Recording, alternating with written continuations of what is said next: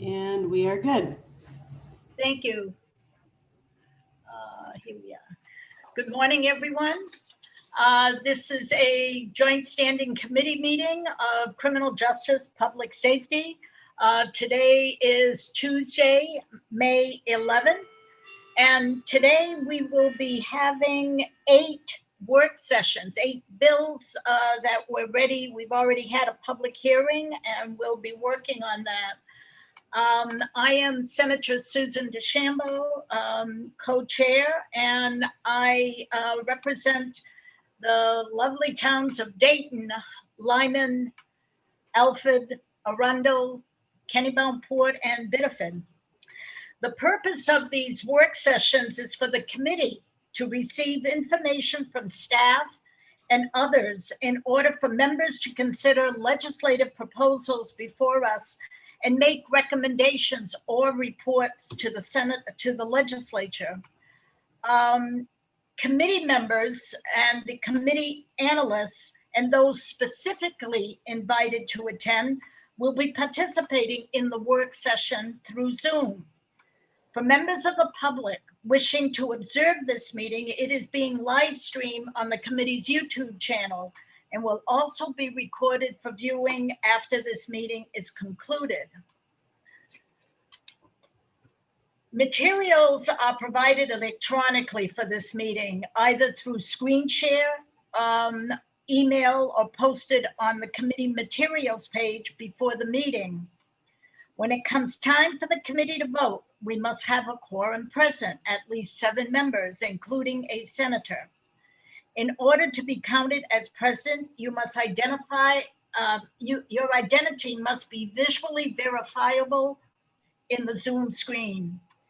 I will now call on members to introduce themselves, and I will start with my House co-chair, Representative Warren.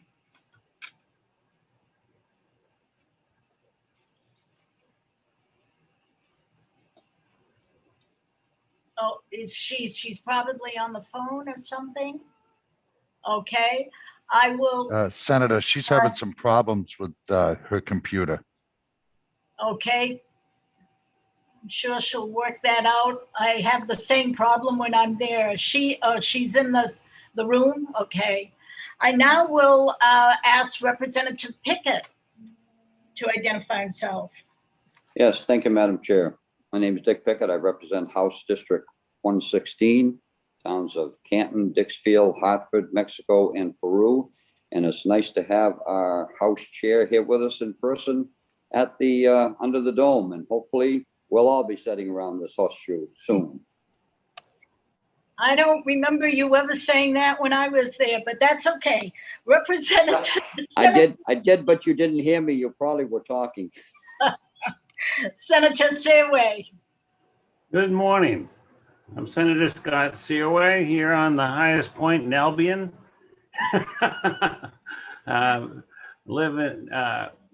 Cover District 16, Waterville, Winslow, Fairfield, Albion, Clinton, and Unity Township. Thank you. Representative Costain. Thank you, Madam Chair. Dan Costain, I represent District 100, which is part of Etna, Dixmont, Newport, Plymouth, and Corunna. Thank you. Thank you. Representative Morales. Good morning, everyone. My name is Victoria Morales, and I represent House District 33 in South Portland. And Representative Lookner. Morning, I'm Greason Lookner, represent District 37, part of Portland, neighborhoods of Libbytown, Nason's Corner, Rosemont, Stroudwater. Thank you. And Representative Warren.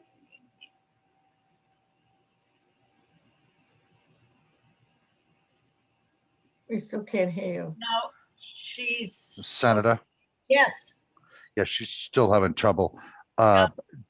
Just to be advised, I do have something in judiciary this morning, so if I step out, that's where I'm at. Okay, thank you.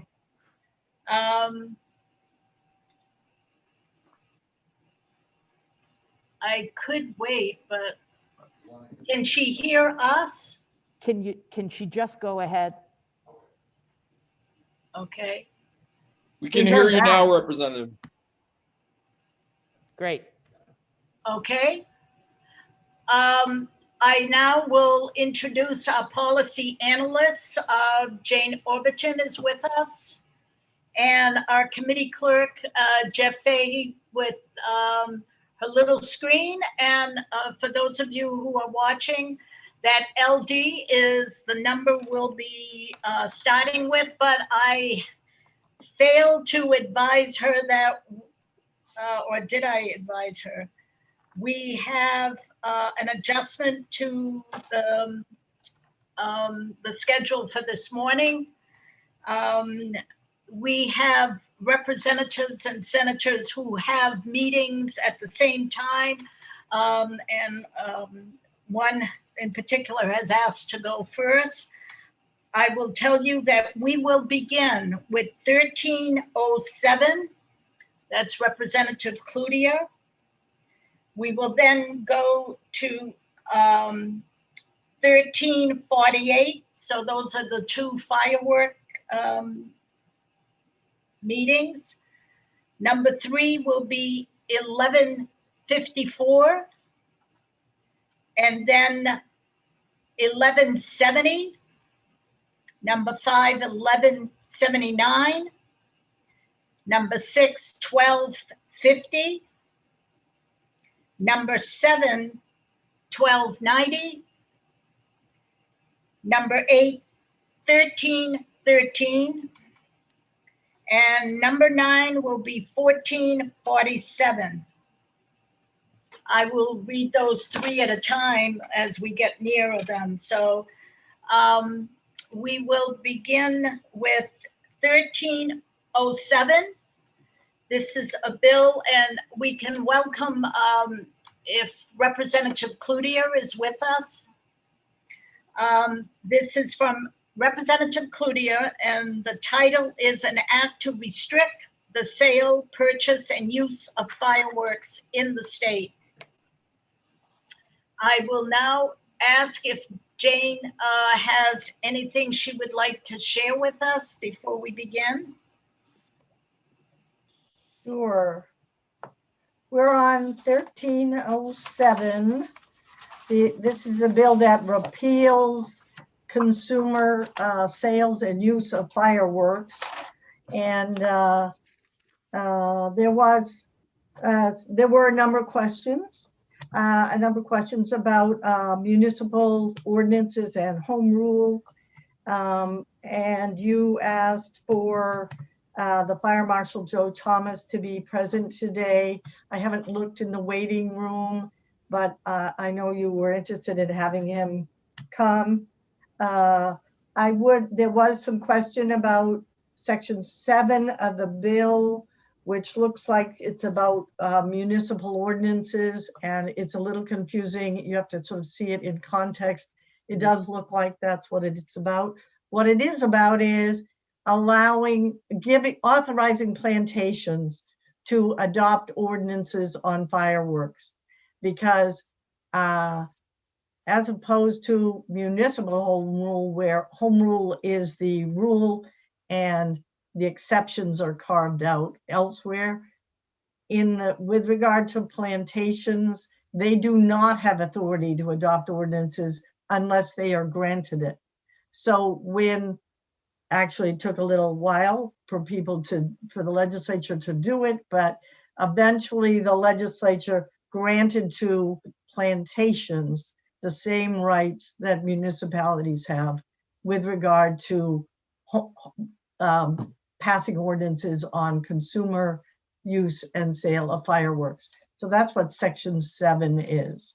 So what the bill does is repeals the authorization of consumer use and sale of fireworks and municipal ordinances. And then in Section 7, it repeals the authorization for plantations to have the same authority. I think that's really all I have. That was helpful. Thank you. Now I will turn it over to Ms. Cloutier if anyone has any questions about this bill? I'm sorry, Senator, should have said, I think you also asked Steve Marson from one of the Pyro City to be here, and he did send in testimony on both bills, and I'm not sure, I haven't looked in the waiting room, but you did ask him to be here. Mr. Yes. Marson is here. If you want me to bring him over. Yes, might as well. And if Mr. Thomas shows up, Will do. again, that was helpful, Ms. Orbiton. I never thought of the plantations. Yeah. So this is a full repeal of the provisions of the law? Yes. Madam Chair, Who, Representative Warren, okay? could we hear from the sponsor if she has anything to add? I thought I referred to her. I was going to go back to her too. Did you want to say anything, Ms. Representative Cloutier, since you last presented this and heard our line of questioning? There's not a lot, I guess. First of all, thank you, Madam Chair. And good morning, everyone. There's not a lot that I want to add. I mean, I feel like, my testimony and the testimony of the folks who were here at the public hearing was adequate. I'm certainly happy to answer any questions that folks have. I think that we heard a lot at the public hearing about the investments that Mr. Marson and others have made in their business. And I would just ask that we also consider the investment of the folks who spoke in opposition to fireworks have also made to the state, both in the form of, owning property here and paying property taxes and raising their families. I think that all of those investments need to be considered as we talk through this. So again, happy to answer any questions as they come up. Thank you. Welcome, Mr. Marston. Again. Good morning. Thank you for having me. Thank you. And thank you for sending this testimony. There's a few pages here, so just got it this morning. Any particular concerns or questions the committee may have?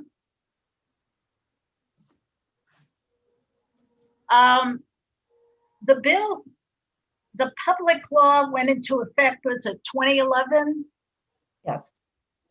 Yes. Okay. Oh, Representative Costain? Senator, I'm being told that Mr. Pearl has some information that you had requested at the hearing that he'd like to present. Well, I was just going to quote him. I had on my notes. So, yeah, I will refer to Mr. Pert if he wishes to impart some more information. Thank you, Madam Chair. Members of the committee, again, my name is Dan Peart with Phantom Fireworks. During the original testimony, I talked about, obviously, Phantom Fireworks testified in opposition, and we had offered a compromise or shared some information of what other states do in terms of relegating discharge to certain days, as opposed to carte blanche 365 days a year, 24/7. Madam Chair, you asked me to compile a list of what some other states did. I have that list. I can send it to you. It's quite lengthy. I have in front of me at least a dozen states that have decided to relegate fireworks discharge to a group of days. And I have information on several other states that are currently considering the same proposals right now, likely to accept as well, relegating the dates of discharge to certain days around the 4th of July, around New Year's, and other culturally observed holidays. Chinese New Year, Diwali is a very big fireworks holiday. But those are some of the examples of what other states have done. And I just want to reiterate something that I said last week. If you ban the sale of fireworks in Maine, it's not going to stop discharge. People will continue to go across the border and buy fireworks in New Hampshire, as they have done for years. and bring them back to Maine and shoot them off. That was the reason the law changed back in 2011. So this bill does not address, it addresses the symptom, doesn't address the problem. Right now, people can shoot fireworks anytime they choose. If we decide to relegate it to a certain number of days, you have a better chance of at least corralling it. And very briefly, one other comment. I believe Representative Cloutier said last week that nobody is showing up, other than the fireworks companies, to testify in support of this bill. Everybody's talking about the problems. Last year, Phantom Fireworks sold fireworks to over 12,000 Mainers in 2020 alone. So I would say there are plenty of people who are in support of the current fireworks bill and may need some guidance as to proper and considerate use. I'll surrender. But there are certainly plenty of supporters of the current bill. Thank you. Thank you, Mr. Pruitt. That was exactly what I was going to ask you, so I'm glad you showed up with that.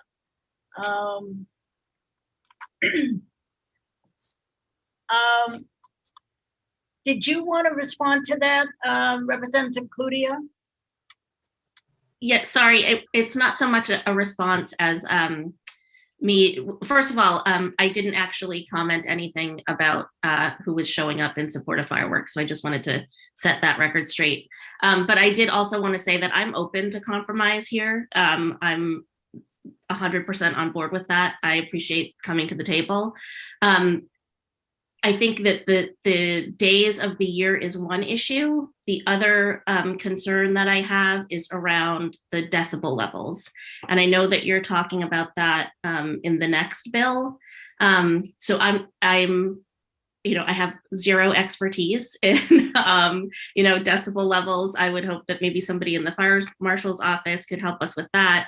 But I wasn't able to stay for the full testimony at the public hearing, so I didn't hear Mr. Pruitt's testimony. It did not sound like Mr. Marson was on board with the days of the year. So I'm open to compromise. I'm happy to work on this however we can. I feel like there has to be a way for both the fireworks companies and the residents of the state to come together and find a place that we can all be comfortable with.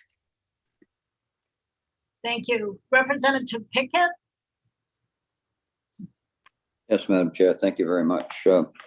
Mr. Pruitt, there was testimony to suggest that low noise, no noise fireworks was a growing market, and that in other states, some legislation had been passed about that. I can't remember who the question was asked to, but do you have any response to that? Any knowledge of that? Yes, certainly, Representative, through the chair. Thank you for the question. I do. I hope I'm not out of turn here because we are talking about two different bills at this point, but I certainly do. My job within Phantom Fireworks is Director of Government Affairs. That means I monitor state legislation throughout the entire country. And I have, as you all do, a scraping service that would let me know anytime a bill or ordinance is introduced with the word fireworks in it. I have not seen any legislation introduced in other states that would suggest that fireworks are now being regulated by decibel level. My expertise is certainly in the consumer fireworks market. The professional fireworks market is far out of my purview, but I can tell you that that is a probably more easily manipulated in terms of the actual product that is brought to the table there. In the consumer market, we buy from manufacturers and we get what we get. But there were a number of suggestions made that the low noise or no noise fireworks is a growing market. That simply isn't true. There was somebody who testified, I believe it was Miss Julie Smith from the Farm Bureau, that on our own website, we have more than a dozen items listed for sale that are low noise or no noise fireworks. I understand why she has that information. If you type that into our website, there are 13 different items that come up.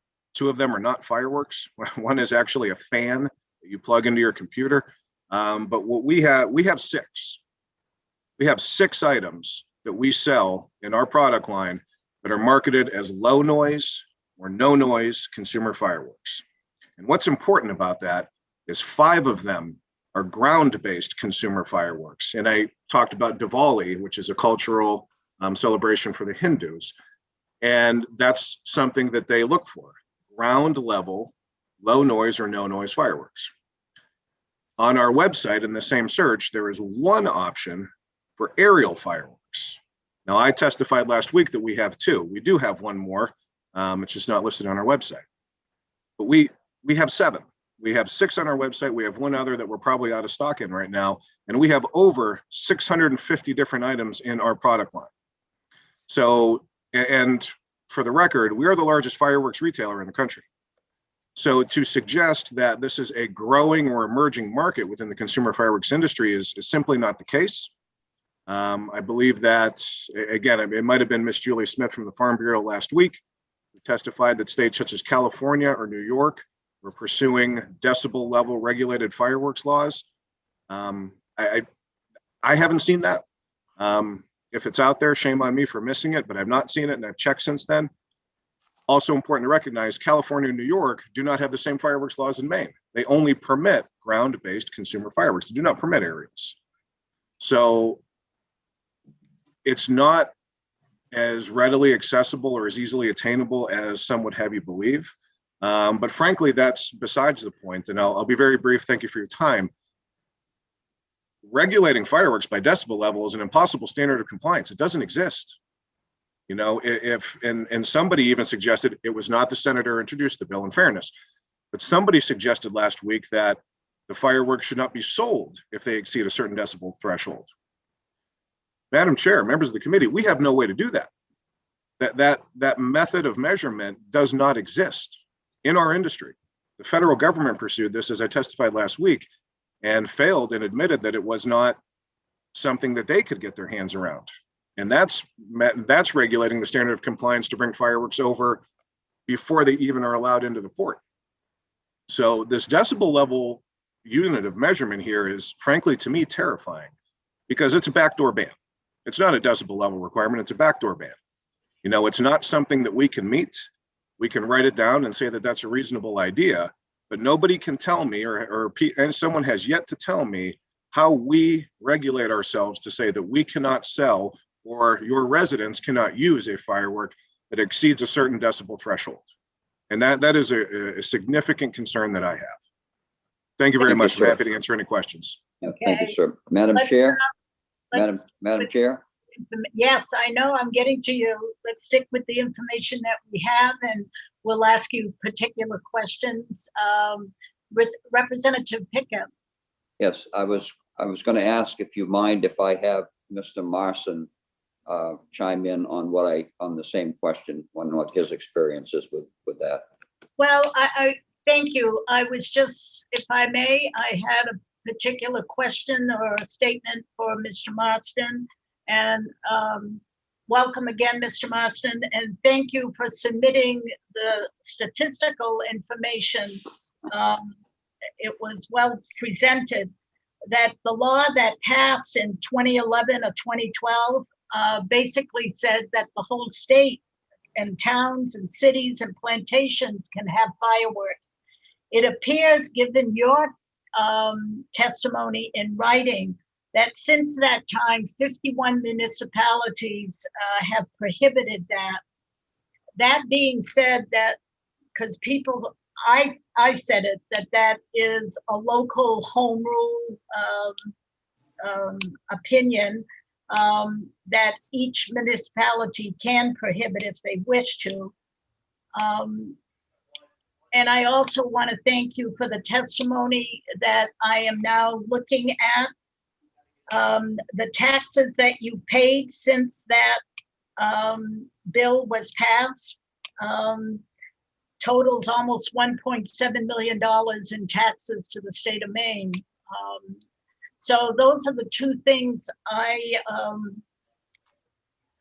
I've been zeroing on, and I'm sorry, I thought I had a question in there, but I'll get one. But I wanted to, the general public, I don't think that was said out loud at the testimony, or else I didn't have it in front of me. I now will ask Mr. Marston if you wish to respond to what you've just heard today. Yes, thank you, Madam Chair. What I'd like to say in regards to the state of Maine's law being the toughest law in the state, in the country, is because standalone buildings, 365 days of usage. The one thing that the citizens of this state have been allowed to do is that every family's child or parent, grandparent has birthdays, anniversaries, parties, cookouts, and every day is a chosen day that they choose to use fireworks safely. If we decide to go and change to, for example, let's just use 20 days of the holidays that we have in the state of Maine. We have 12 or 14 paid holidays for state workers, and so you add 2 or 3 days around all that. What that does is the full-time people I have working for me, the 20 people that have full-time jobs that have been with me for 10 years working, that have benefits, are going to be unemployed because I'm not going to keep doors open because you're forcing me to close them, and I can only open them for certain days during the year. What that causes me to do then is try to find temporary help to work in my stores that, number one, aren't trained completely like the staff I have now. They're not trained with licensed technicians that do fireworks shows. And we put those people in our stores, especially on 4th of July timeframe, to educate the public safely on how to do fireworks. The one thing I found last year because of the pandemic, and we lost $1.5 million worth of signed contracts in the display business last year in the state of Maine because fireworks were canceled. Our consumer fireworks sales rose 25% last year over 4th of July and during the year because people went to our stores throughout the year and bought fireworks to celebrate Independence Day, to celebrate Labor Day, to celebrate Halloween, Christmas, New Year's, family parties, family entertainment, and just to get out of the house and do something for the kids because they couldn't go anywhere. Now, again, I'm a realist, okay? And I'm a very black and white person. You'll know where I stand on anything. The state passed a law 10 years ago, and I was not even an advocate for it. I never thought it would happen.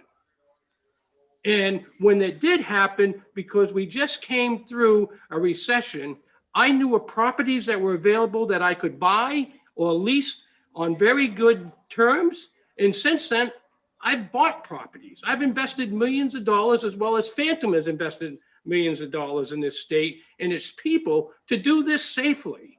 The sad thing about this, for you representatives, sad thing for us in the industry, there's 7 other owners that have fireworks in this state. And ever since this bill came up, and we've been testifying at the legislature for various reasons on various issues, Dan Pert and myself are the 2 people that come to the legislature and talk about fireworks. And we call the other owners and they don't want to get involved with it. And the reason is, I don't know why. But the thing is that these 2 companies, Phantom Fireworks and Pyro City, Maine Consumer Fireworks Stores, have made the biggest investment in this state, in the state's citizens, in educating public to do this work of having to find safely. We are the largest 2 players in the state. That's why you see us here all the time communicating with the legislature, because I've spent the first year in business, I spent $165,000 on television advertising and going to major corporations to train employees that work for companies on how to use fireworks safely. I went to municipalities to help them write ordinances. There's 51 cities and townships in Maine that have ordinances. Some ban them completely, you can't use them. Lewiston, Portland, Waterville, just to name a few, Bangor. The other communities have certain days they can use them. And I think they picked like the 12 holidays. And if the Red Sox win or if the Patriots win championships in that and things like that. So there are municipalities that have set days. But there's 444 township plantations, cities and towns in the state of Maine. 444. 51 of them have some type of regulation. Of the 51, 20 of them are municipalities that are in big cities that ban them completely because they're so urban people in them that it's unsafe to do them because you don't have distances to do them. So again, I'm here because I made an investment in my state. I made an investment in the people. And I will just simply say this, if you go to a restricted amount of days, you will force me to lay all my employees off that are full-time, and I will do that because I'm not going to be able to pay people because the revenue that I get from being open 365 days a year is how I pay these people. And during the winter months, it's very slow. Our monthly income from after New Year's Eve, from January to Thank you, May, Mr. Marson. is $25,000 a month. That's it. Fireworks are used mostly from May, when high school, college graduations start, through Labor Day. And then there's a downturn, and then it's New Year's, Christmas and New Year's is when the next big upturn is. Thank you, Mr. Marston. We're repeating our Mhm. public hearing. Thank I you. understand that, madam. I'm sorry. No, I give to the chair. Yeah. Representative Pickett? Yes, thank you, Madam Chair. I've heard what the gentlemen have both said. I understand what they said. We want their business in our state. They should be able to do their business in our state. And I certainly am in favor of that. And I am one that oftentimes I'm sitting in my living room and I have firecrackers and other fireworks going off down the road from where I live over here. And sometimes I can't even hear my television, but that doesn't mean I don't want fireworks in the state of Maine. So I'm kind of saddened because I kind of was hoping where the bill sponsor had said that she is open to compromise, that maybe there was some way we could get the two of Mr. Pert and Mr. Marson to work together with her and see what they could possibly do. And I was thinking about that, but it sounds like that probably is not going to work. So the only choice I have at this point, after saying that, is that I think it's going to have to stay at local control. And I think local control to me is if they're going to put an ordinance in and they turn around in a place and they say they can't use fireworks at all, then that's what's going to happen. I don't know if that's the best way to go, but I don't want to shut it down altogether either. I know no other way unless you two gentlemen are willing to work with the sponsor and see what you can do to try to come up with some real compromise that is not going to cost you and your business to have to lay people off and all that stuff, but able to really go in with open minds and work and compromise. And if you were to do that, then I think we would be willing to carry this bill over to next session and see what could happen. But that's what I leave it with you. You folks are the ones that are going to have to make that decision. But if not, then I'm going to lean toward going with local control, and I'll be making a motion in that direction at that point. So I'll leave it out there and see what the response is. We have Mr. McCarthy here, but I just saw a couple of hands go up. I'm going to recognize Senator Seaway. Thank you, Madam Chair. I was trying to get Julie Smith-Bickford on. She's having problems getting on this Zoom for some reason. She's on now. I'll bring her over, Senator. Okay. There has been. Senator Seaway, she's going to be speaking to us after this meeting. Yeah. You know, I'd like to stick with what Representative Cloutier's bill is about. Right. Yeah, I was just thinking too outside of the box a little bit. This bill, and one of it was like in fire, for like bonfires, trying to get bonfires, go on, get permission, and and so maybe and it's free. So the state did a I think it's LD 268 or something like that. And it was, I'm just trying to find it here. Yeah, LD 268, it says could easily be tweaked to include fireworks permits at no charge. So why couldn't we do that? I'm just thinking that might be an amendment that could be made on a lot of things.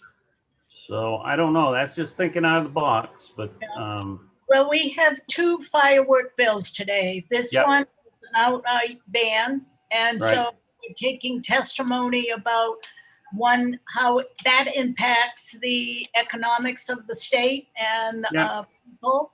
And the other one has to do with the noise level for animals, and that takes us out there in the country somewhere. But, right. So anyway, it's something to think about. yeah. I Yeah. also have a Representative Warren. Thank you, Madam Chair. I'd like to hear from the sponsor about what she thinks, but my suggestion, if the sponsor agrees and other folks agree, I like the idea that Senator Searway just brought up a lot. But, you know, we've been dealing with a decade now of fireworks since the fireworks law came back, and I don't suspect we're going to solve this in one work session or 2 work sessions or 3 work sessions. So I would like to suggest that Mr. Pert and Mr. Marson and Senator Searway and Representative Cloutier and Julianne Smith and anybody else that's an interested party, they work together in the off session over the summer and the fall. We carry these 2 bills over and they bring back what they've come up with. And Senator Searway, that's a great idea. That might be part of it. And they bring it back to us in January and we work the bills then, where there's all the stakeholders have been involved. So that's my suggestion. I'd love to hear what Representative Cloutier thinks about that, if she's willing, what Senator Searway thinks about that, if he's willing. We'll turn it over to Representative Cloutier. Thank you, Madam Chair, and thank you, Co-Chair Warren. The idea of putting together a working group, dare I say that out loud, working group, sounds like a great idea to me. I think, like you said, we've got 10 years of fireworks in Maine behind us. And I don't think, judging by the legislation that comes forward every year, I don't think that it's going to go away. I think we're going to continue to have these conversations. And I think that it's important for us to bring sort of everyone to the table to have these conversations together. I really like that idea. I also, I like the idea that Senator Searway just put forward about permitting. And again, I'm, really open to, trying to work with folks to figure out how we can solve this for everyone. Well, Senator Searway, you brought up the question. I would venture a guess that you would recommend that. Yeah, it's okay for me to speak, Madam Yes. Chair? Yes. I do want to listen to what Smith and Vicky had worked on before we make a decision on it. I just want to hear what they had to say on that other bill. Julianne Smith to speak.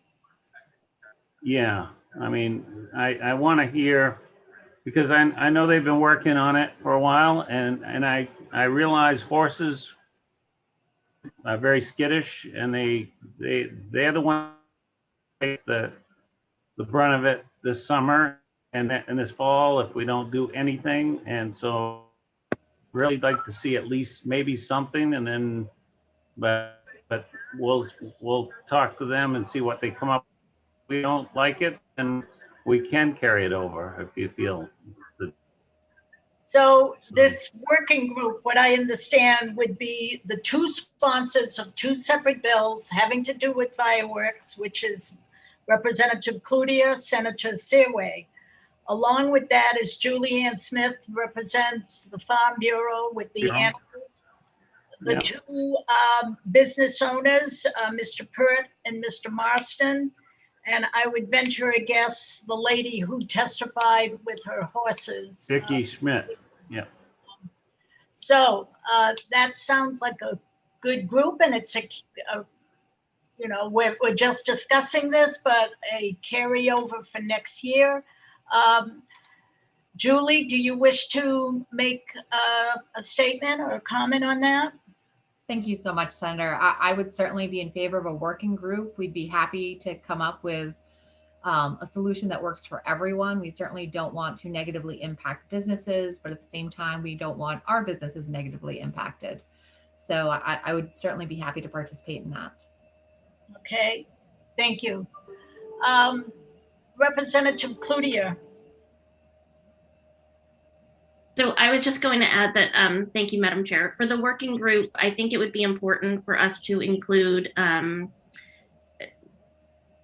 like a veteran or someone with PTSD or someone with mental health issues who are affected by fireworks as well. I mean, I feel like currently the working group is really sort of heavily, based upon the membership that we just discussed, heavily, I would say, weighted towards the Senator Searway's bill. And I want to make sure that we have representation from folks who, you know, aren't necessarily on farms or who live in, you know, more urban areas or who are affected personally by the discharge of fireworks. That makes sense. Well, I'm going to make my editorial comment, and I agree with you. When we set up these kinds of working groups, we try to name, and in this case, we've got two similar bills. So we've got two legislators who are spearheading that. And frankly, if you want to let us know who, you know, you've got to have the business people in there. But at the same time, I was thinking MMA testified. They've got, unless I hear different, and I'm looking at my representative, rather than dictate who should be on there, the two sponsors should feel comfortable with who they invite and come up with some agreement. And there will be people on both sides. And I think Mr. Pert, Mr. Marston, you are great representatives of the business community, and we need to hear your voices. I saw someone who just stepped out, I guess. Don't forget Richard McCarthy, who is under Joe Thomas in the fire marshal's office. Did I read your mind, Representative Pickett? Okay. So are we close to making a motion?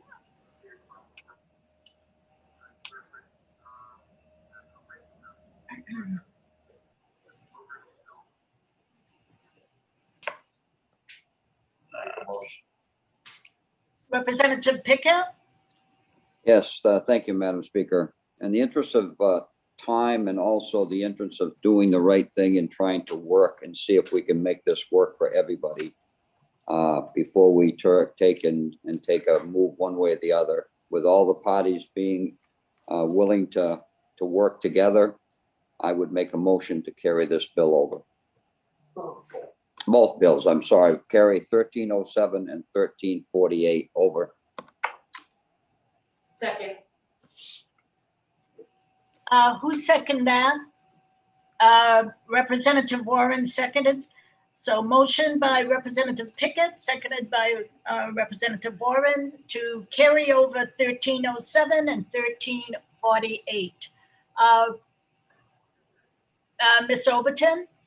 Thank you. Just before you vote, I wanted to apologize to Mr. Pert for having left him out of my introduction. I got confused between the two bills. So I apologize for not mentioning that they had asked you for information on other states. Thank you. All right. So we need a roll call vote on that. Yes, I believe. So Ms. Fahey, thank you. We're voting to carry over, whether or not to carry over LD 1307 and LD 1348. Yep. Please turn your video on and unmute for a roll call vote. Constitutional. Representative For all Warren. the subject Yes. conditions. And Representative to violate the Morales. conditions, you can be returned to prison to Yes. serve out the remainder of your term. So it is clearly constitutional. Somebody's got There their, is an ex post facto provision in the United States and Maine Constitution, Article 1, Section Sorry, and the implications of those Okay, are. Representative that Morales, sorry. 1 second. Yes. never I'm gonna jump to Okay, go ahead. Representative Sharp is absent. Representative Lookner is, Yes. oh, thank you. Representative Pickett, Yes. Representative Costain, Yes. Representative Rudnicki is absent. Representative Newman, Yes. Representative Pluker is absent. Representative Rackett, Yes. Senator Lawrence is absent. Senator Searway, Yes. Senator DeChambeau. Yes. That's 9 yes votes and 4 absent. Okay. Gentlemen, Mr. Marston, Mr. Pert, this will come up again, our second session after January. You'll have time between the two legislators when you'll meet. I hope you'll be available for the meeting. And we'll have a new bill next year or next second half of the session. All right? Good. Yeah, Thank you. In regards, Madam Chair, in regards to this group getting together, I mean, you have our email addresses, and I would ask that the clerk be able to forward them to all the parties so that we can make contact each other and figure out what works best for us, rather Zoom, or we get to a point where we can be in person and meeting somewhere or whatever, but Very good. I would appreciate that very much. Thank you. Thank you. I just wanted. Yeah. Sorry, I just wanted to say thank you to everybody and just take responsibility for that. So I'll make sure that I get everyone's email addresses and I will be in touch. Thank you. Great. All right. So we just knocked off a couple of bills here. Thank you all. We've got the rest of the day here. So we'll see you again next year. Thank you. So that was number 1 and 2. We're up to number 3. If everybody is ready. Number 3 is LD 1154. An act to improve the safety of prisoners and jail staff by limiting work hours of jail employees. And 1154. That is Representative Collins. Is he with us? Representative Collins? Not yet. Representative Corey is here. He's up. Representative Collins is on his way. I'm sorry, I didn't hear any of that. Representative Collins is on his way. Okay, thank you.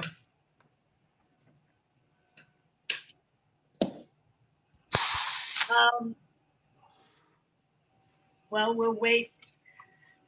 We don't have an amendment or anything to that, right, Ms. Overton? I don't have anything.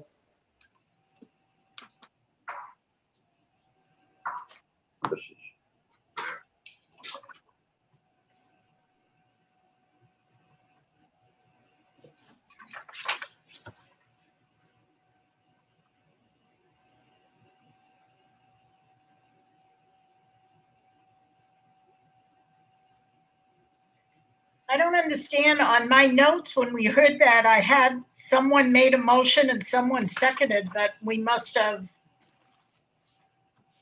tabled it.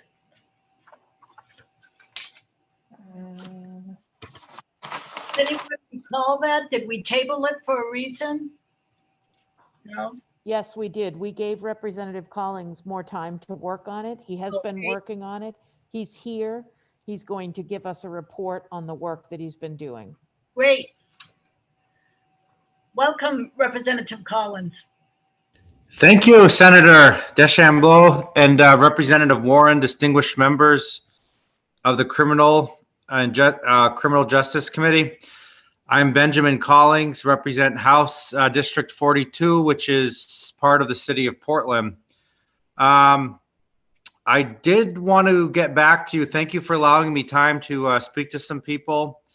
As I said, I wanted to speak to some people at the county level, the sheriffs, and I also was questioned during the public hearing about the same issue, maybe at with the state level with corrections. So I just wanted to report back that, as well as I spoke to business agent representing some of the people working in the county jail. So anyway, here's what I wanted to share. So first off, I spoke with Sheriff Joyce, Cumberland County. I had a good long talk with him and really opened my eyes about the whole picture, which really, I mean, it's very, very concerning to me that they need 120 people. They got 60 people right now. I mean, that's a crisis. And he explained there was another county, maybe they were missing 30, but it was smaller. So proportionally, they're at the same level. And Sheriff Joyce really believes that it's a matter of time where all the counties could really face this issue of staffing. He did share with me that as far as with what's going on with corrections, the state level, he said that I think he said they're short about 10%, but they have total overall about 700 people, so they can absorb it better. But the issue is with the counties, yes, it's they're really, they're missing 50% of their people. And when I was talking to him, he really wanted to be here to talk to you all today, but he has another meeting, and he's hoping he can have a chance to come back in at another time and speak with you more about this. I'm hoping that you would give me just a little bit more time to continue to work with him and the other sheriffs and the governor's office and the department on this, because I brought this up for a safety issue about the staff, the inmates, and the general public in light of, several accidents. I mean, that was my main concern. Just like with CDL drivers, they're mandated arrest at a certain point. It's not safe for them to keep going. So whether it's 8 hours or the committee wants to look at a different fix, I just think it's a public safety issue when you push people so much. No matter how good your intentions, mistakes are going to happen. It's a fact of human nature. And the sheriffs are in a tough spot. I really feel for them. I don't think we can ignore it just because they're short-staffed and say, we got to do what we got to do. I mean, at some point, we got to come up with something to help them out. This is an issue which can't be settled in bargaining. It hasn't been fixed yet. It can't, because they just don't have the workers. So the sheriffs say, hey, whoever here, you're just going to have to work. But it's also part of the problem it's one of the problems of getting new people, because people just don't want to be mandated to work all those hours in certain times of their life. So it is tough to keep people when that's going on. And the other issue is, besides the mandated overtime to attract people, how are we going to get the staff in these county facilities? Some of it is the mandated overtime. It's a huge part of it. Some of it is is what we're paying them. They can get paid more with other law enforcement careers. With non-law enforcement careers, they can often get paid more to sit around doing an easier job. So some people are saying, why am I going to go deal with this? The Sheriff Joyce told me about some of the issues that these guards are subjected to with the people because of mental health issues. I mean, I just felt terrible, some of the stuff some of these people were enduring, who really, a lot of older workers, they're doing their best. They got lots of pressure.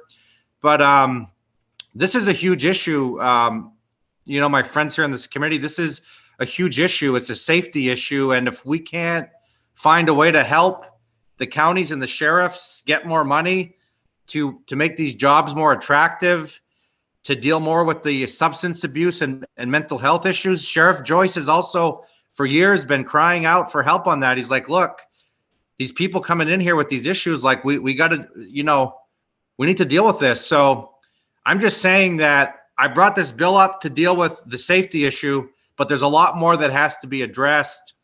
I don't know if he's on here. There was a representative, Joe Pacone, that represents the workers, that wanted to answer some questions. He was triple booked last time, couldn't be on.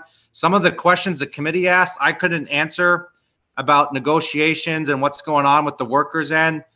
I think he's here if you want to ask him questions. And again, if there could be another work session, if you could give me a couple more days. I know that Sheriff Joyce, maybe some other sheriffs want to talk on this.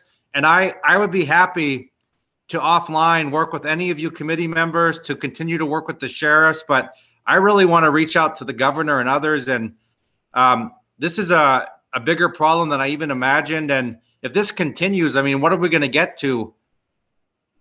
We got 60 out of 120 workers. What if we get 50? What if we get 25? Like, how are we going to run these facilities safely? It's a huge issue, friends, and I don't think we can solve it in 5 minutes, but we really need to look at this, Senator Deschambault. We really need to look at this. We have a few hands up. And one moment. It's not mine. Representative Pickett, Representative Costain, and Senator Stairway. Thank you, Madam Chair. It's obvious that we all understand what type of a situation we have here. And I think everyone agrees with that, but we also realize we have limitations on how we can go about solving that. So that being said, I believe that Sheriff Morton is on one of the participants, and he's the president of the MSA. I'd like to get his take on this if he is available to be moved over so we could hear from him.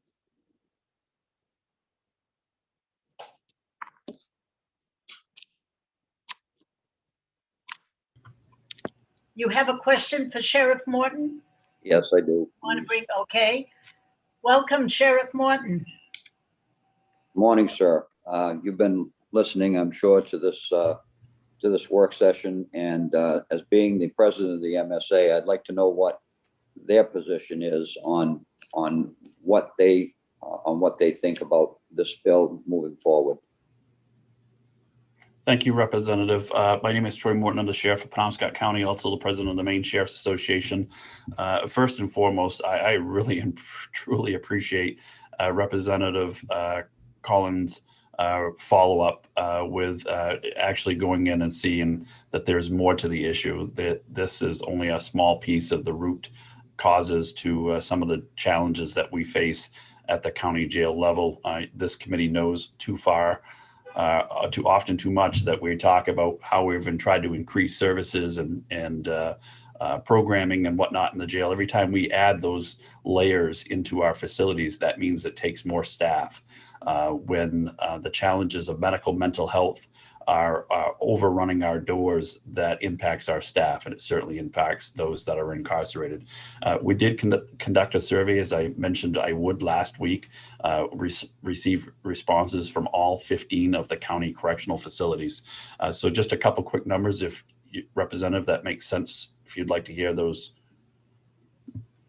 I will, I'll report out on those and just cut me off if I'm. Please go ahead. We'd like to hear those. Thank you, Representative Warren. 10 out of the 15 county correctional facilities operate on 12-hour shifts, and the other 5 work a mix between 8s and 10s. 5 of the 15 have 0 open positions. 6 out of 15 have 2 to 6 open positions, and 4 out of the 15 have between 15 and 66 open positions. Obviously, the larger facilities are some of the ones that have the greater amount of open positions. There are no facilities that allow officers to work over 18 consecutive hours without time off between shifts. 7 of the 15 facilities have capped hours for the week. As an example, in Penobscot County, we've capped the amount that an employee can work overtime in 1 week to 66 hours total for the week. 13 of the 15 facilities do have some type of forced overtime process in place. And the largest impact on staffing issues becomes the increased needs or services being provided in county jails, the increased needs and requirements by the type of inmates that we are incarcerating today. Some require one-on-one direct supervision that takes more staff to manage. Also, a large amount of hospital details that are driving correctional staff into the hospitals to watch and guard over inmates that are hospitalized. These are all impacting staffing shortages. Our standards require minimum staffing requirements. We also see that there is a large amount of open positions in the private sector world for nearly any job, and many of those far exceed the wages and benefits that our correctional staff are being paid today. And then lastly, the comments here that if making a change in this, it will not fix the root cause of the problem. And I think that's what the representative was trying to get to, is that this is a very, very small piece of really what we should be doing is trying to fix the root causes. This will have a major impact immediately on operations, and it also impacts of our collective bargaining agreements that are currently in place. Many what we heard in the survey and others, and I know at our facility, the employees appreciate the 12-hour shifts, allowing them to have more time off, which is critical to our employees to have the ability to be away from the facility and appreciate their days off as opposed to working multiple 8 to 10-hour shifts every single day. So those are a couple of things that we pulled out of our quick survey. I'm happy to answer other questions. I think the representative sponsor has done a good job of trying to do some research here. And I just don't think this is something that we can fix here in with this bill, but always open to that discussion. Thank you, Sheriff Morton. Senator Seway, you have a question? Thank you, Madam Chair. Yeah, my question is basically, you know, the atmosphere of law enforcement and corrections, it's really put police down, law enforcement and corrections down. I thought we had things going very positive, and now it's kind of gone the other way. And I don't know if I'm reading this wrong or not, but I'm just asking you, have you experienced a lot more shortage and a lot more difficult in getting help because of these, and what people perceive now of what is happening is causing a lot of this pressure that Representative Collins is actually, you know, bringing this forward, because I can feel the energy he has, because he senses what's going on, and I think this is just the beginning of how bad it's going to get if they continue with these harmful bills. But what's your perception, Sheriff Morton? Thank you, Senator. So I will say first and foremost, as you know, last week was National Law Enforcement Corrections Officer Week, and I didn't see the media not once report out the tremendous job that these officers do. Too often they spent time criticizing the operations and whatnot. Corrections officers are one of the most silent but important part of the criminal justice system. While people are receiving treatment and the abilities, we've changed the directions of how corrections operate. We're still having great, important discussions, and we're not afraid to ever have those discussions or have bills brought forward, because we know we can always evolve. But this is an incredibly difficult job, and there's no question that some of the impact of the negative impact, that's just a piece, Senator. I don't think that's the whole, because many of these men and women that do this difficult job do it because they want to serve. They want to work in a job that's appreciated, understood, and desperately needed. I think the underlying issue of Why are the jails full of mental health inmates or crisis inmates, those that have serious medical conditions in the facilities? And even more of a challenge and at a correctional level for the counties, as you know, the county level is the crisis of corrections. It's where those new arrests come in. The state facility has different challenges, but they're not seeing people brought off the street that are immediately under the influence, or those who have not received care. I have a pregnant female incarcerated here who is now 36 weeks pregnant and has not seen the doctor one time on the outside, but comes through the doors, and all of a sudden we're in a rush to make sure that we're providing this young lady and an unborn child with the proper medical treatment that she needs and deserves. But that has impact on how correctional facilities run. That's one individual. So it's a piece, Senator, and I'm sorry to be long-winded. I'm just as passionate as the sponsor is of the bill. This is a major issue, and we have to make sure that we have appropriate staff, that we're paying wages that are appropriate, and the ability to recruit where we need to. And if I can just touch on one last subject, because I feel like this is my moment, I'm going to grab it. I just watched a meeting that we continue to host with mental health providers, both state and private. And it is unbelievably frustrating as a sheriff to stand back and watch fingers pointing at each other when decisions can't be made on where beds are for those that are struggling with mental illness.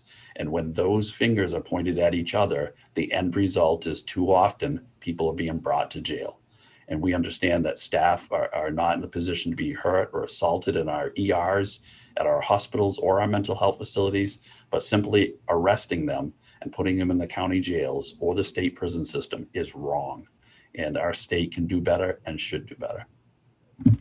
We need the resource. Thank you. Thank you.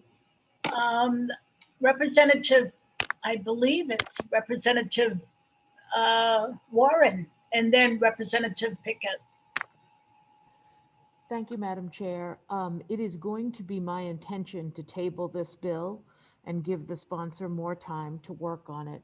But before I do that, I want to give other people a chance to weigh in, but I'd like to hear from Mr. Picone, and I'm sorry if I'm mispronouncing your name. You are on mute, sir. Yeah, we can't hear you, Joe. There we go. Hey, nobody's ever said that before. I know. That's a first. Well, I appreciate it. My name is Joe Picone.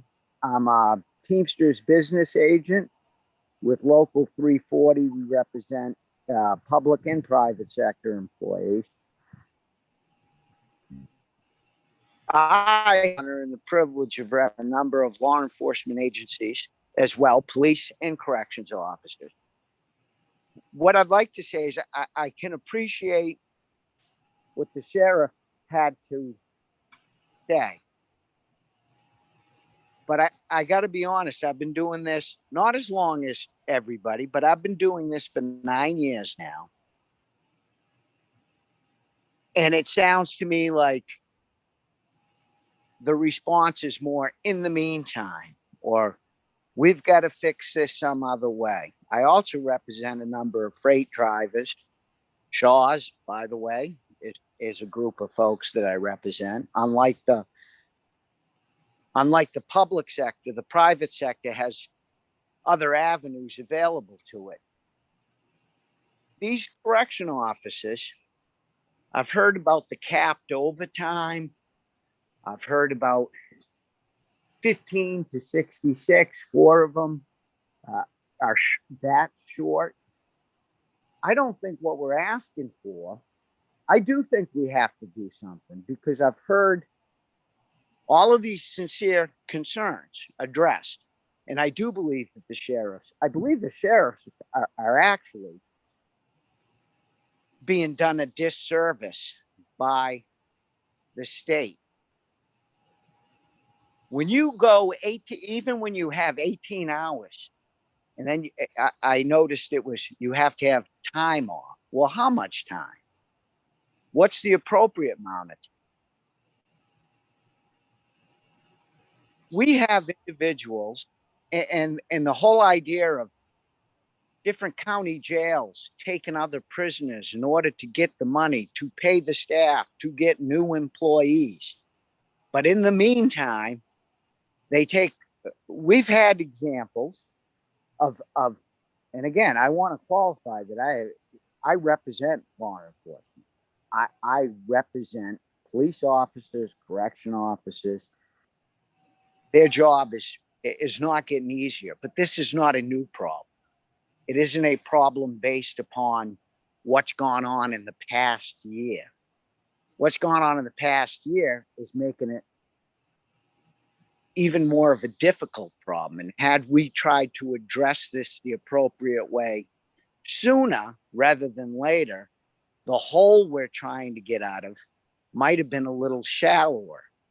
With this down the road, the law is there to set boundaries, meaning somebody works 16 hours, they get 8 hours off.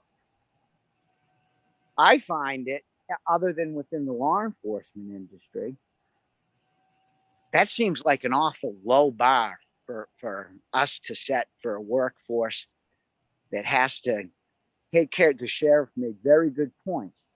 Sick folk, mental illness, somebody who's worked 18 hours, they can come back 2 hours later and start another shift.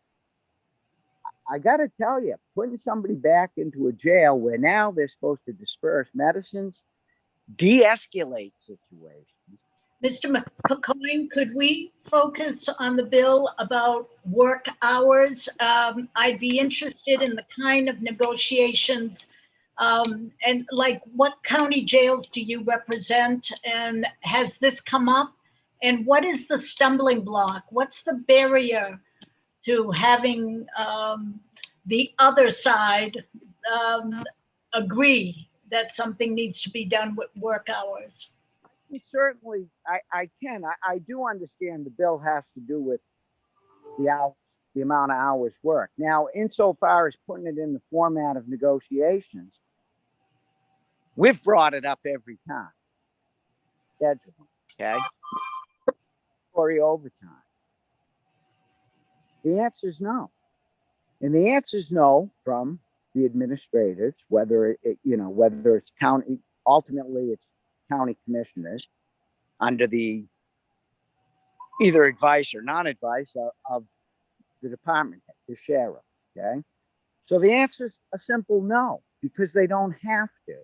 Nobody wants to give up that. They have a situation where they know they're having a problem getting the help. I mean, what do? I understand they have to have somebody at the door. They have to.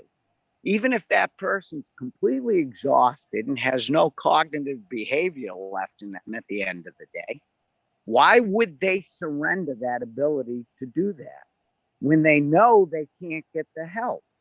So the answer as far as negotiations goes is, first, it has been brought up. It's turned down. In the public sector, that's the end of the conversation. That's it. We have no binding arbitration on those issues. The law allows for the sheriffs to have that authority to work somebody those many hours.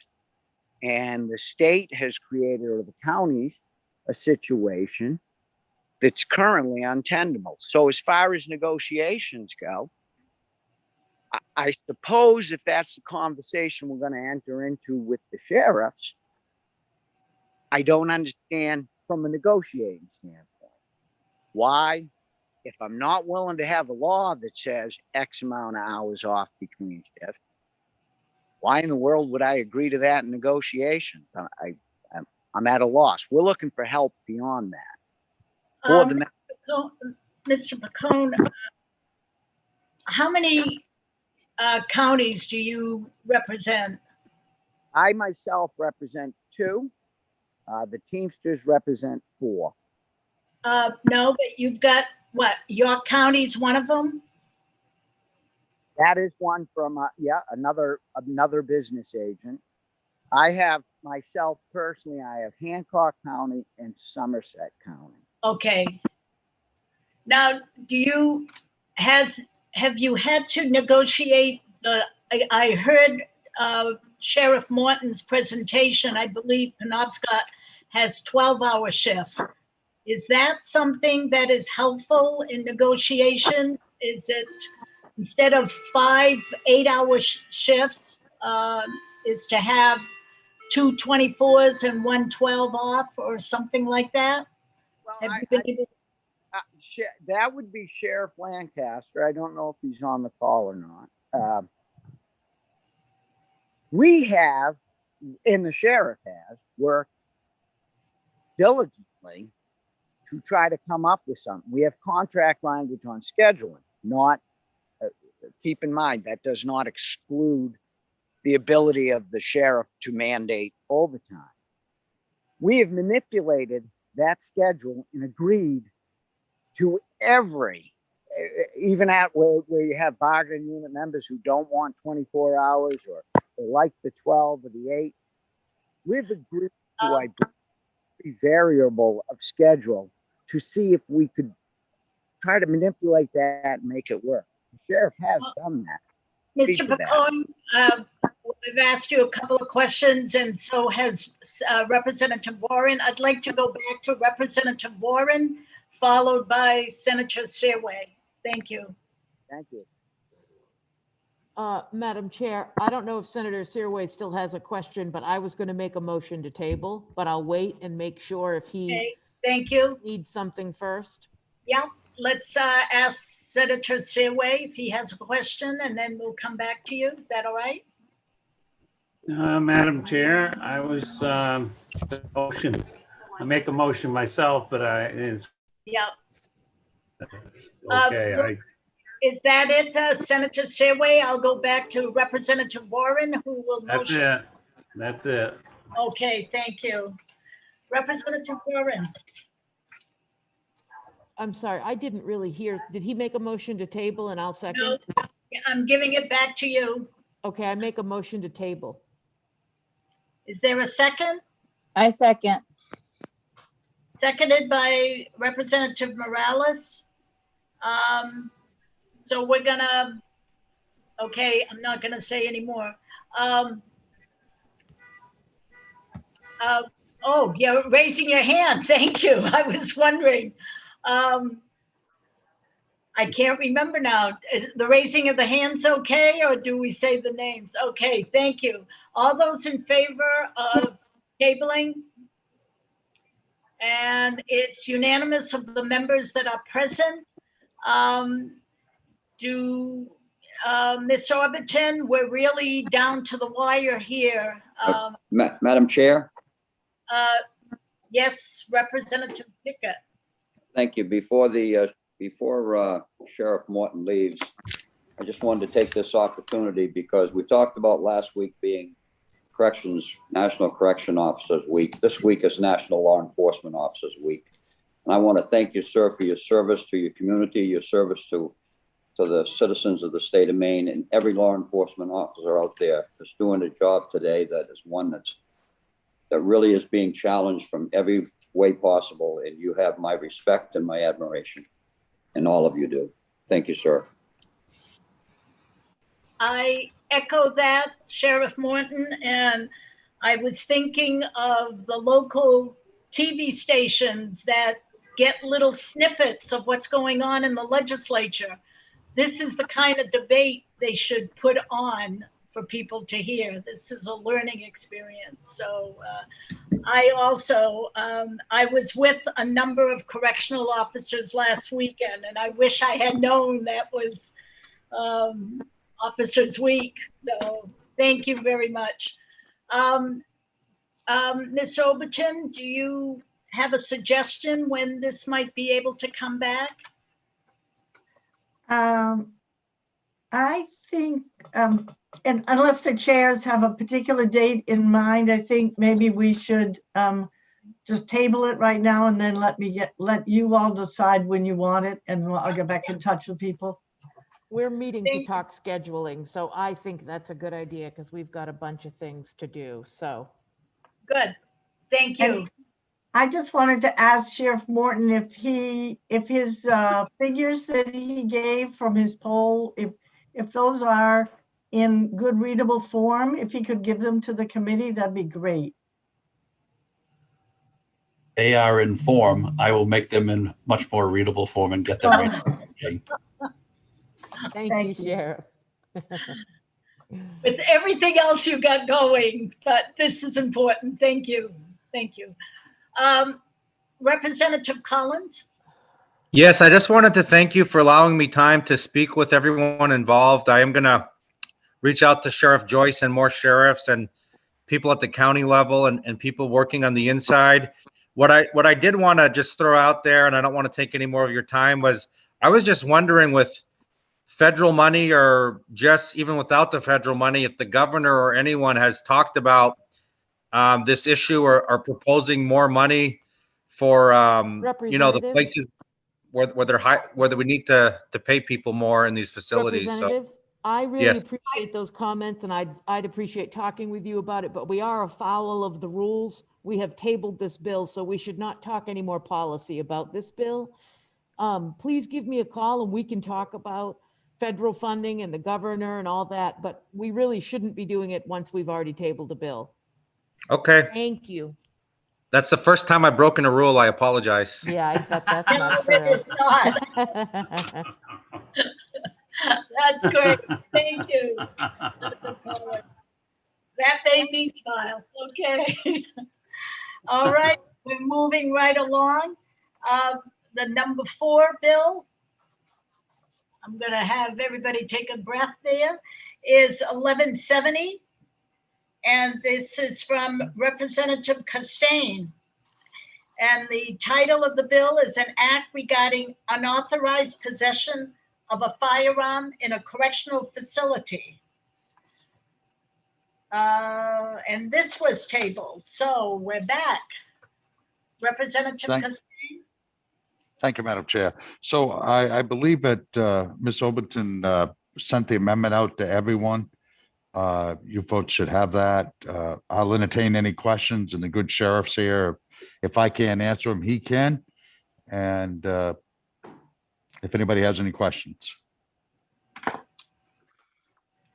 Ms. Overton, I did print that out and it's among my pile. Could you just let me know when you sent it and I'll look it up? I sent it. It was sent out Monday morning. Yeah, yesterday morning, but Deb can screen share it if we. Oh, great. One Yes. moment. Thank you.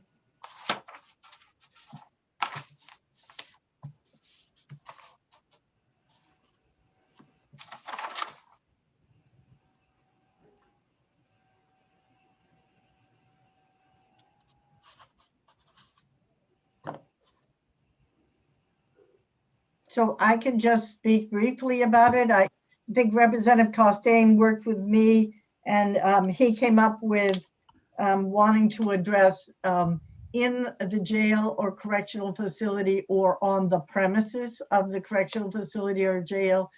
And he also came up with a firearm that is on the premises of the facility or jail, and this is an exception, and the person has stored a locked firearm out of sight in a locked motor vehicle on the premises. That's all I have. So the addition, one of them I saw was on 1059, number 1, you added something about the premises, right? Yes.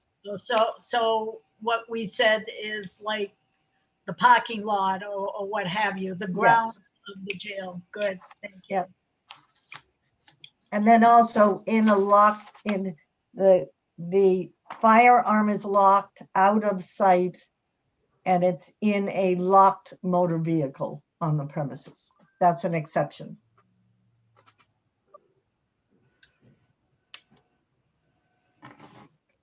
I'm gonna add, okay, sorry, it's hard to, whoop, I have Senator Searway, followed by Representative Pickett. Ugh. I think Searway still has his hand up from last time, right, Senator Searway? So I'll recognize Representative Pickett. Thank you, Madam Chair. I will move this motion ought to pass amended. Second.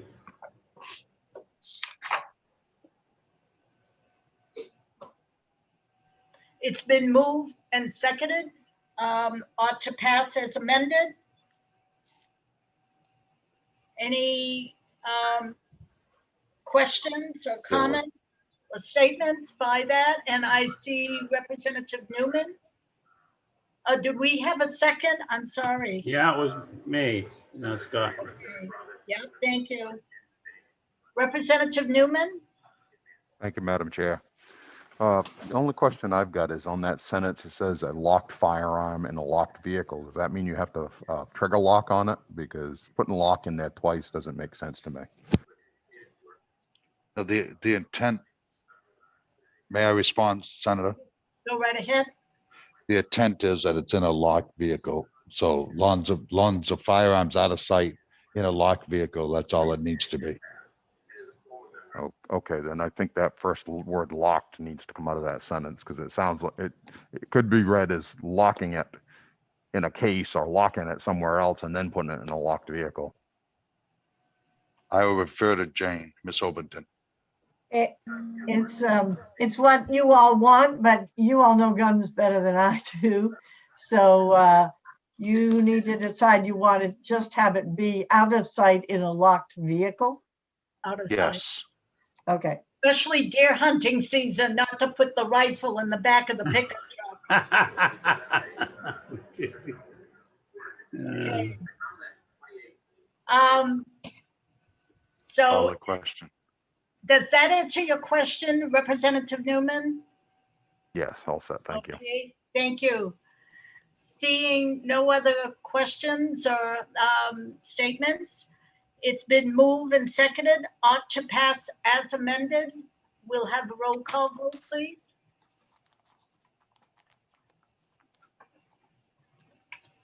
Cameras on, please, and unmute for a roll call vote. We're voting on LD 1170. The motion is ought to pass as amended. Representative Warren, Yes. Representative Morales, Yes. Representative Sharp is absent. Representative Lookner is not in the room. Representative Pickett, Yes. Representative Costain, Yes. Representative Rudnicki is absent. Representative Newman, Yes. Representative Pluker is absent. Representative Reckitt, Yes. Senator Lawrence is absent. Senator Searway,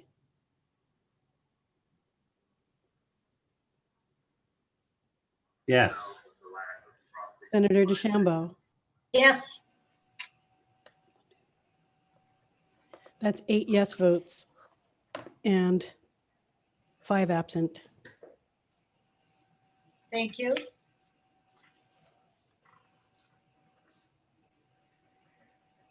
Now we're up to number 5. And this is from Representative Corey. Is he with us? Okay, he can come in.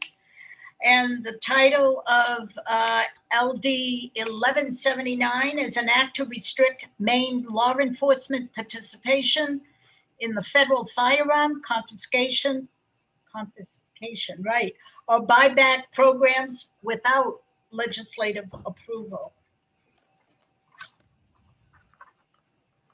Welcome, Representative Corey. Hi, thanks for having me. Ms. Overton, do you have anything you have to present? No, this was the only, I mean, the issues on here were on this bill are pretty clear to you. There was a discussion about home rule and interference with municipalities making their own choices. And I think that Representative Corey had some work that he was planning on doing with some interested parties or the other, or other legislators during this time period. Okay, That's all I have. all right. Representative Carby, you have something to add from the last time? No, I mean, I watched the testimony. I suspected that, Maine Municipal would have a problem with municipal, authority or home rule, but, I think ultimately what the bill does is it, harkens back to, each one of the legislators that represent municipalities who can weigh in on how their municipality feels, about it, should this bill, trigger the legislature to make a decision whether or not they want to participate in a confiscation or a buyback program. So those were the only, that was the only criticism of the bill I heard. But, in my opinion, I think that, we do a lot of things. We especially do a lot of things in the legislature where, we do have some, supremacy over the locals. So that's what I've got, but I'll take any questions for sure. Okay. Does anyone have, Representative Pickett? Yes, Madam Chair, thank you. I don't have a question, and we certainly will have some information, I'm sure, but I'm going to make a motion of ought to pass.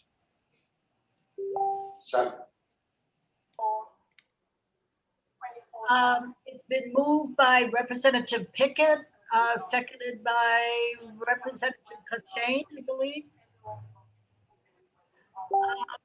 Ought to pass as we see it right here, right?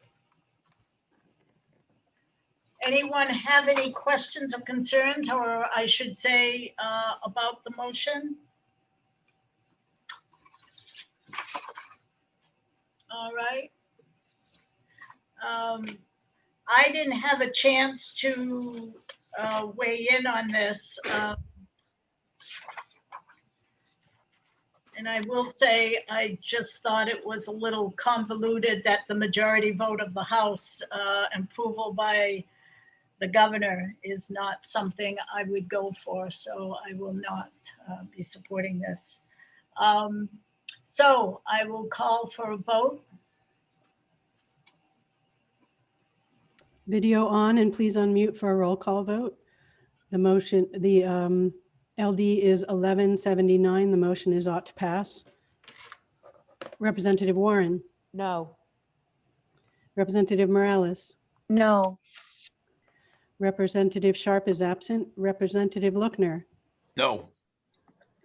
Representative Pickett, Yes. Representative Costain, Yes. Representative Rudnicki is absent. Representative Newman, Yes. Representative Pluker is absent. Representative Reckitt, No. Senator Lawrence is absent. Senator Searway, Yes. Senator DeChambeau, No?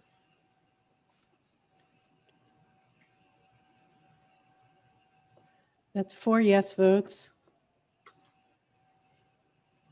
and 5 no votes. 4 Could you absent. put down the absent, please? You want the names? Yes, please. Representative Sharp, Representative Rudnicki, Representative Pluker, Senator Lawrence. Thank you.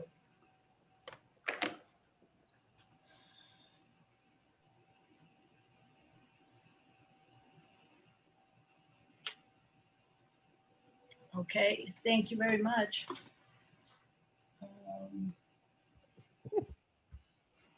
I'll make sure I've got it on the right page here.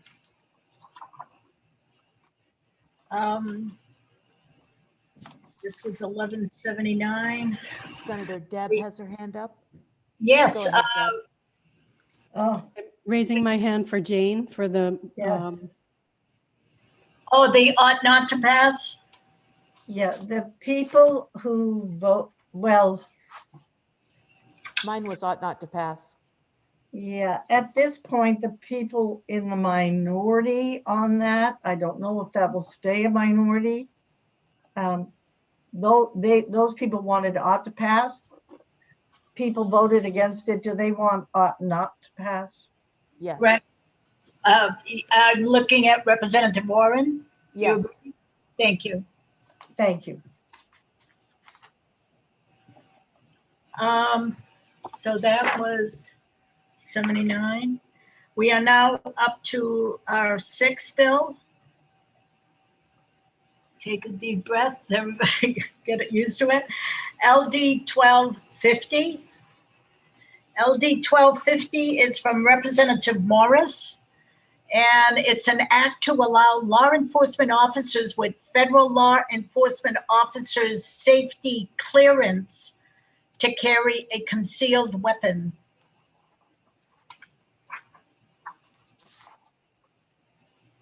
Ms. Overton, do you have anything to add?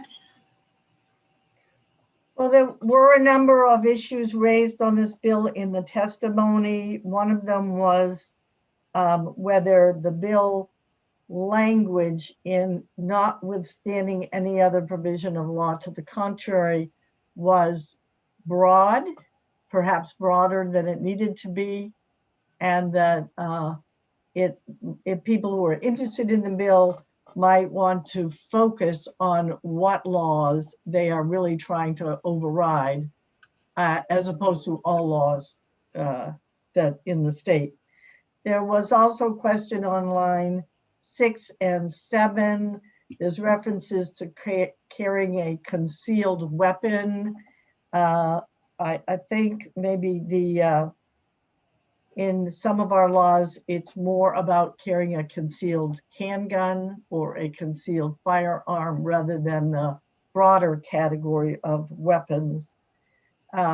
With regard to schools, I don't know if this bill is really about schools. There wasn't really much testimony about that issue.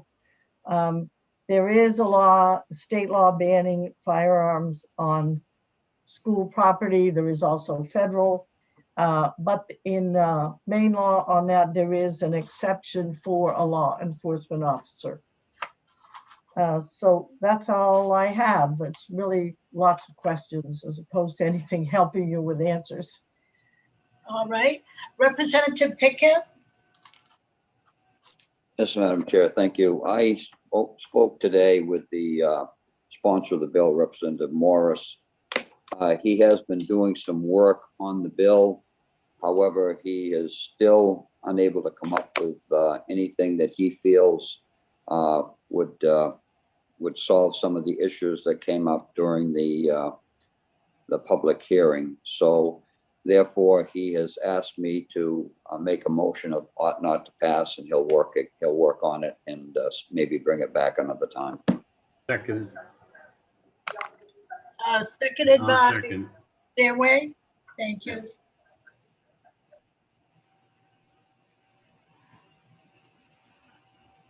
Okay.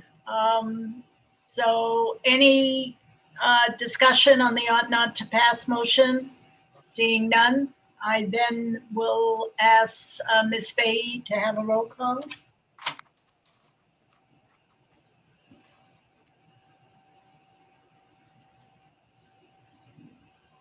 Cameras on, and please unmute for a roll call vote. We're voting on LD 1250. And I feel The that we motion should is ought proceed not to with the- pass. The motion that's been made and seconded. Well, I'm asking the person who made the motion to withdraw it out of respect for the sponsors. So I can We're make a still motion on my hearing bill. Representative Reckon. We are hearing the judiciary. I just muted her. Okay, thank you. Thank you. Representative Warren, Yes. Representative Morales, Yes. Representative Sharp is absent. Shelley, Representative if you want to come Lookner, over here, just a table. Representative Pickett, Yes. Representative Costain, Yes. Representative Rudnicki is absent. Representative No, Newman, she's here. She's here. We can hear Yes. you. Representative Costain? Okay. Yes. I saw that. Representative Rudnicki voted yes. Representative Newman, Yes. Representative Pluker is absent. Representative Reckett, Yes. Senator Lawrence is absent. Senator Searway, Yes. Senator DeChambeau. Yes. That's 10 yes votes and 3 absent. Thank you.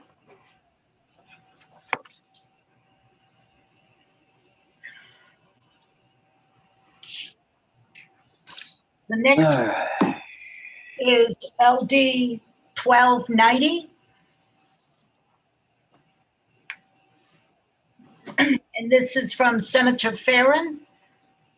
1290 is an act to amend the statement of purpose of the Maine Emergency Medical Services Act of 1982 to include emergency responses that do not require transportation. Excuse me. I'm going to recognize Representative Warren has her hand up. Thank you, Madam Chair. I make a motion ought to pass. Seconded.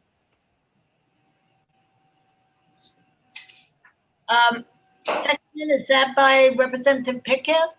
Yes. Thank you. It's been moved and seconded. LD 1290 ought to pass.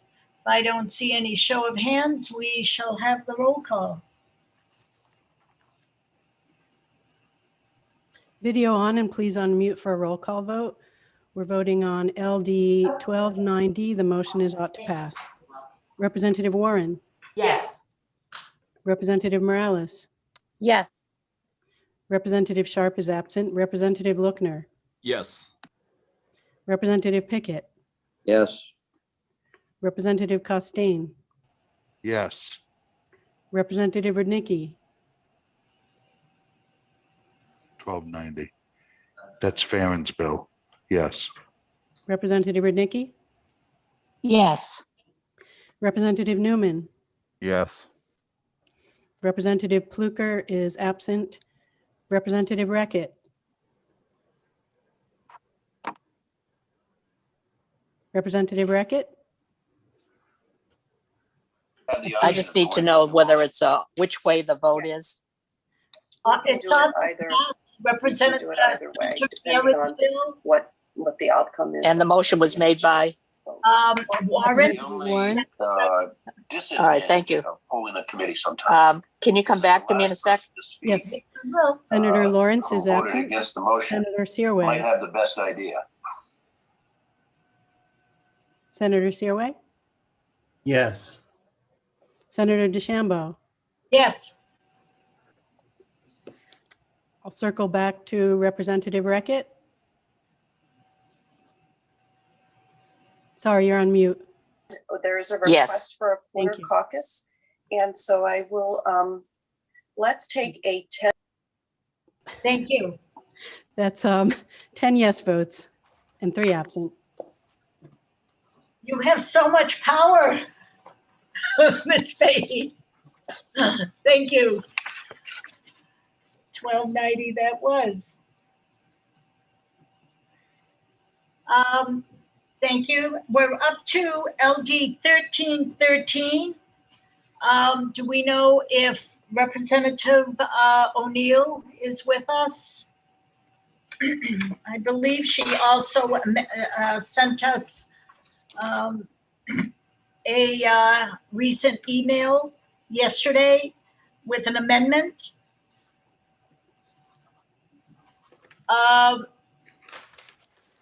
Okay. Representative Warren, Thank you, Madam Chair. I make a motion ought to pass as amended. Seconded. is everybody good with that? You saw it? Okay. So it was motioned by Representative Warren, seconded by Representative Pickett, ought to pass. And whenever you're ready, Ms. Fahey. Video on, and please unmute for a roll call vote. We're voting on LD 1313. The motion is ought to pass as amended. Representative Warren, Yes. Representative Morales, Yes. Representative Sharp is absent. Representative Lookner,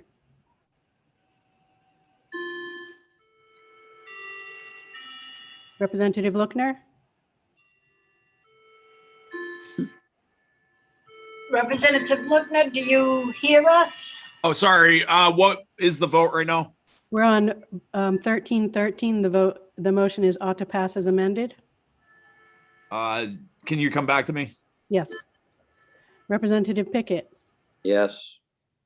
Representative Costain, Yes. Representative Rudnicki, Yes. Representative Newman, Yes. Representative Pluker is absent. Representative Rackett, Yes. Senator Lawrence is absent. Senator Searway, Yes. Senator DeChambeau, Yes. and I'm circling back to Representative Lookner. Yes. Thank you. That's 10 yes and 3 absent. This one. Moving right along. I think we ate our Wheaties this morning. We have, oh, I got the wrong one. The last one, is that 1447? And this is an act to require training in racial issues, racial justice, and social issues at the Maine Criminal Justice Academy, and to establish additional requirements for law enforcement officers and candidates. And this is from Representative Gramlich.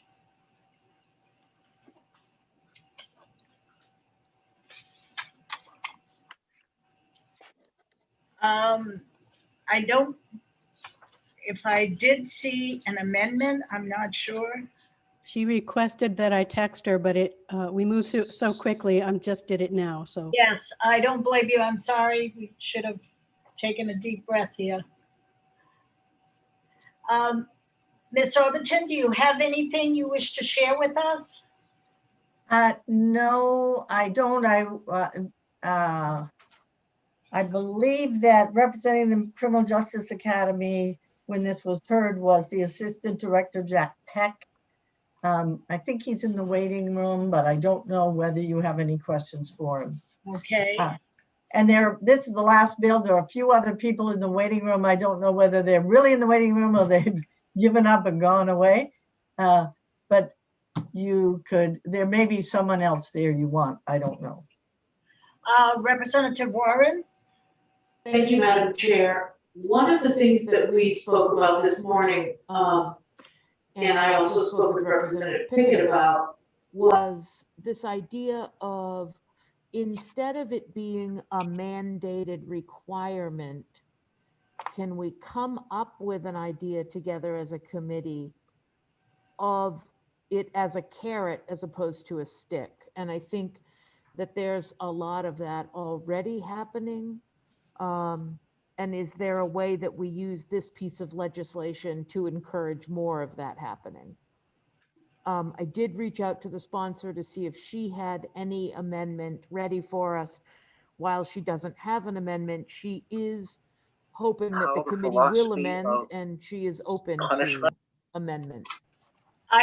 It's hard to hear you, Representative Warren, but go ahead. I just missed maybe Do you need me to say that again? No, I followed you up to that last sentence. I'm sorry. The sponsor didn't have an amendment for us, but she is looking to work with the committee, is open to amendments. And that's really what I was sharing. Well, it is a very long bill. There's a lot of pieces in there, and if it was to pass, I would want it to have everything that is of concern to members of this committee. I am recognizing Representative Pickett. Yes, ma'am. Thank you, Madam Chair. Since we do not have the sponsor here with us yet, I don't know, maybe this would be okay, maybe not. If it isn't, I understand. But I believe that Assistant Director Peck was in the was one of the participants. And if we could bring him forward, I do have a question for him from the Criminal Justice Academy. Thank you. Yes. Ms. Fahey will bring you in, Mr. Peck.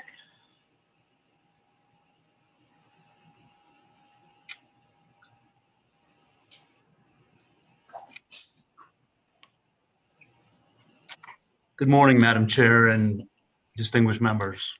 Yeah, good morning.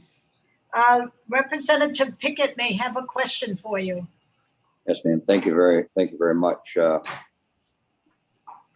Assistant Director Peck, I know on the public hearing on this bill that we're working right now, there was some conversation at one point as to whether the bill sponsor would be reaching out to you or something like that in regards to this bill. Has there been any communication between the two of you since the public hearing?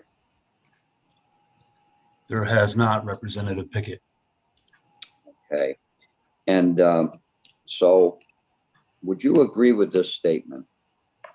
When it comes to education, you know, setting a bar of a certain, like an associate's degree in order to get into law enforcement rather than a diploma, that kind of thing like that. The question I have for you is, in law enforcement for many years now, we have had all kinds of opportunities to do training, in-service training, JPMA training, schools that some of us are able to be assigned to by our employers and so on and so forth. And just the experience of the job as we move along. And that is something that, would you agree, is what every officer does, and actually every chief or sheriff or even the colonel of the state police requires of their people, putting them into these trainings and the mandated trainings from the academy every year and all of that stuff that help us to get to the point where I know of a person that started out in law enforcement with a high school diploma, finished their career in law enforcement, went to a college and put in what they had for training to get an associate's degree. And they had, when they got their results back from the college, they were thinking of going to get their degree in criminal justice as an associate's degree. They were told they needed a course in math and a course in English, and they would have already with what they've learned through their career, they would have enough to get an immediate bachelor's degree, not a associate's degree. And the reason I know of that story, because that story is me. I had a high school education when I started it at 25 years old. And when I went to get my degree, I could have had it. And then I said, you know what? I'm going to retire in 1 year. I don't need a piece of paper on a wall to tell me what I already know. So I didn't go ahead and do that. But I just say that to ask you that question. Is it an ongoing process in learning for people that do this job? And would it be a hindrance to us in our recruitment and our retainment to have a standard of an associate's degree before we could even be considered for the job? Thank you. And I would say, you know, in my 37-year career, I think the majority of officers obviously are adult learners and they want to continue their education in one way or another. As I testified to on Friday, I started with just a high school diploma, and it took me, I think it was 30 years before I eventually earned my bachelor's degree from Husson University. Graduated summa cum laude. I had to put in a lot of, time and effort, but I think a lot of officers do that throughout their careers. And you're absolutely correct with the basic academy, which is 720 hours, and the mandated annual training that we all have to complete every year. And of course, life experience. Those all are, I think should be taken into consideration. And the second part of your question was, would it make recruiting officers more difficult than it already is today? And I do think that it would. It's very hard to recruit. As I said on Friday, there was 33 openings on our website at the time. Several of those agencies had multiple openings, and a lot of the communities, have a population that are underserved. People can't afford to go to college. Sometimes it takes being hired by an agency, and then when you become a police officer, that agency has educational stipends, they have tuition reimbursement, and they want the officer to go back to school and continue their education and get a higher degree. So I think those are in place. Again, if you went and looked online, a lot of the agencies right now give preference to those with degrees, both associates and bachelors, and graduate degrees for that matter.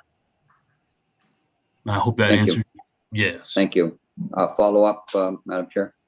Yes, I have a couple of others up there. That's okay. Go right ahead.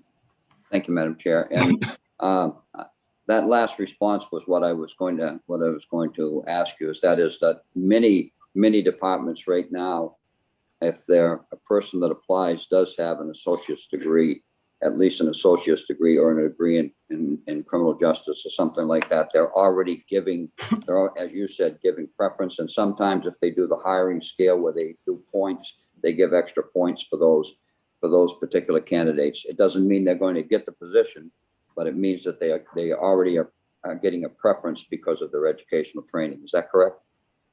Yes, you mentioned that I was the police chief in Farmington on Friday, and speaking personally, and as the immediate past president of the Maine Chiefs of Police Association, I know many agencies have that in their hiring process. They have a weighted schedule.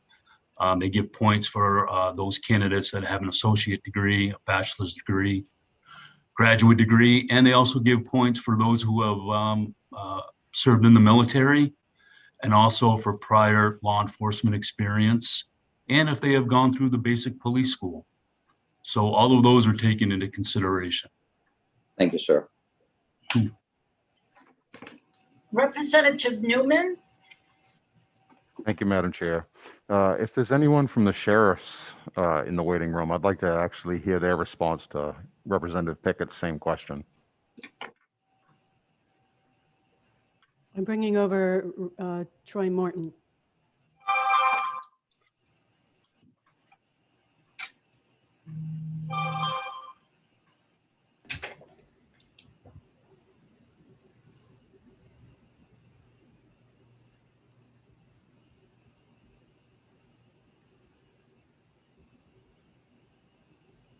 Sheriff, did you hear Representative Pickett's question, and would you be able to answer it?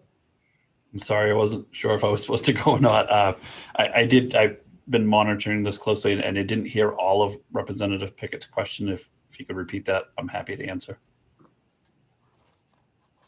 Yes, thank you, Sheriff Morton. The question I posed to Assistant Director Peck of the Criminal Justice Academy was, we were talking about education, and we were talking about the importance of that, and in our field in law enforcement, of the many opportunities officers have along their careers, JPMA training, in-service trainings they get, that we have opportunities to go to, the extra study we do each year, the mandated policies and things that we have to go through this year, and all of those trainings, and the life skills as we move along, and the experiences and stuff as we move along. and how that a person in this job, education is very, very important. And then the second part of the question was whether or not he had felt, and I'd ask you the same thing you felt, that having to have at least an associate's degree to be hired on an agency, if that was going to be, would be a hindrance to the recruitment and retention of police officers today. And that was the question I had asked. Thank you, Representative. I thought I had that correctly.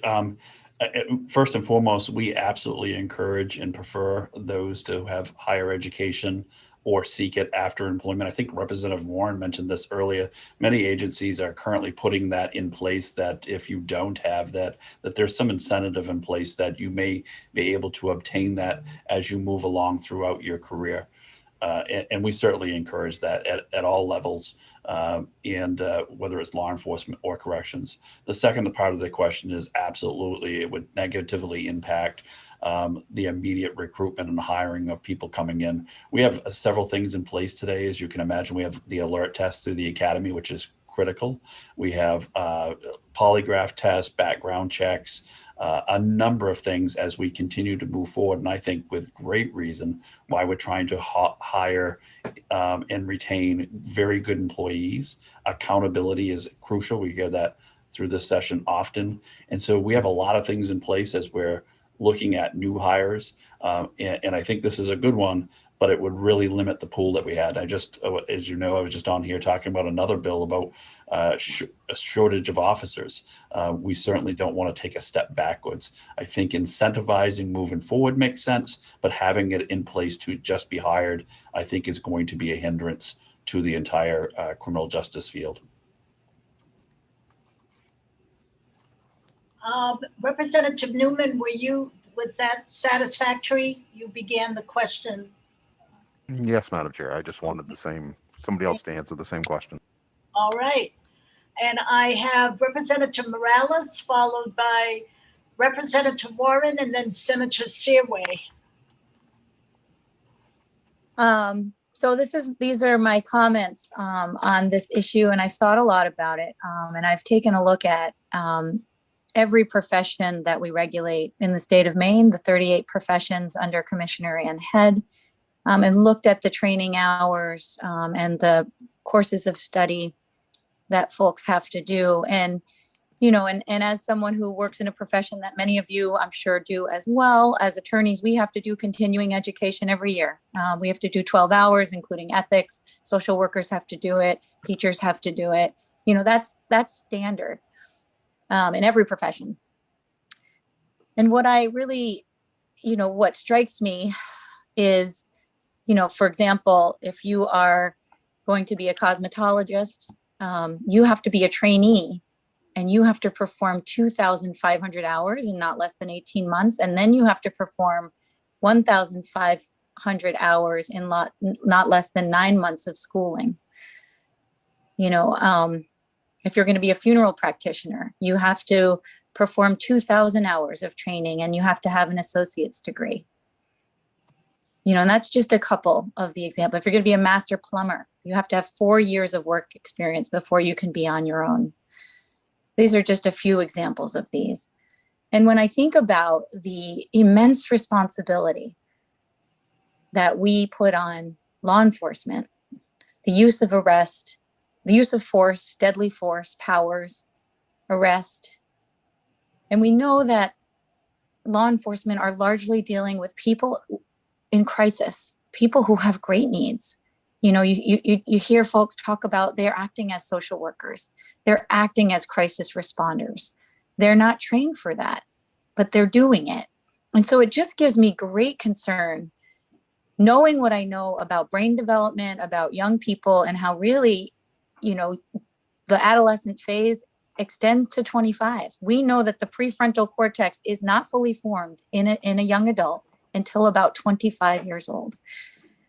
So knowing what we know now with developing science, and knowing what we know about these training hours and the disparities between all other professions and this very, very serious job that we have folks doing in law enforcement, it really gives me great concern to not have more. And I actually, you know, I don't disagree with Sheriff Morton, but I think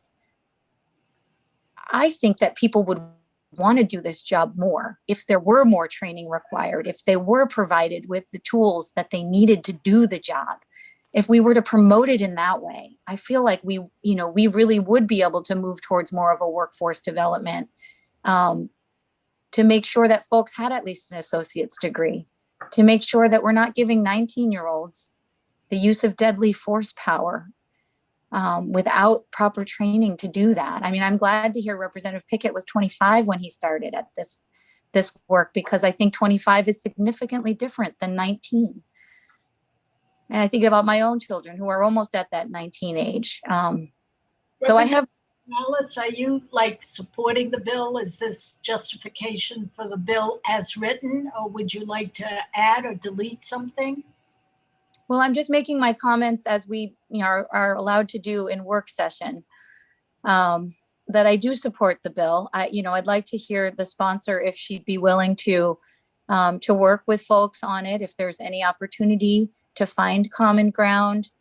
But I'm just making my comments, Senator, on where I am with this bill. Thank you.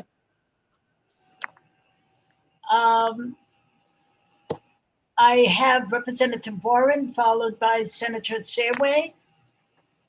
Thank you, Madam Chair.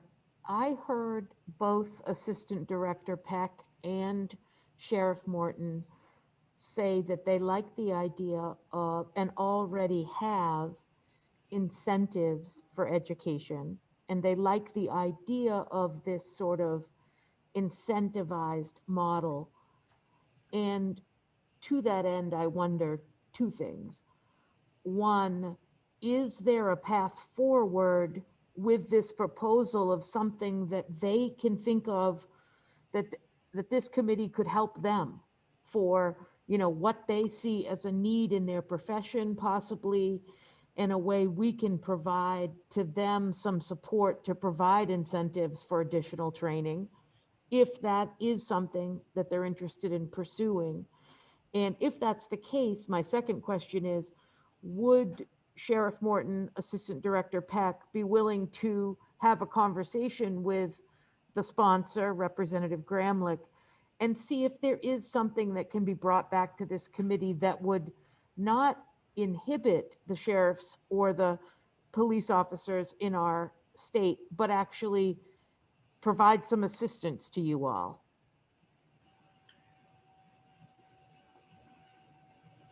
Is there a response to that?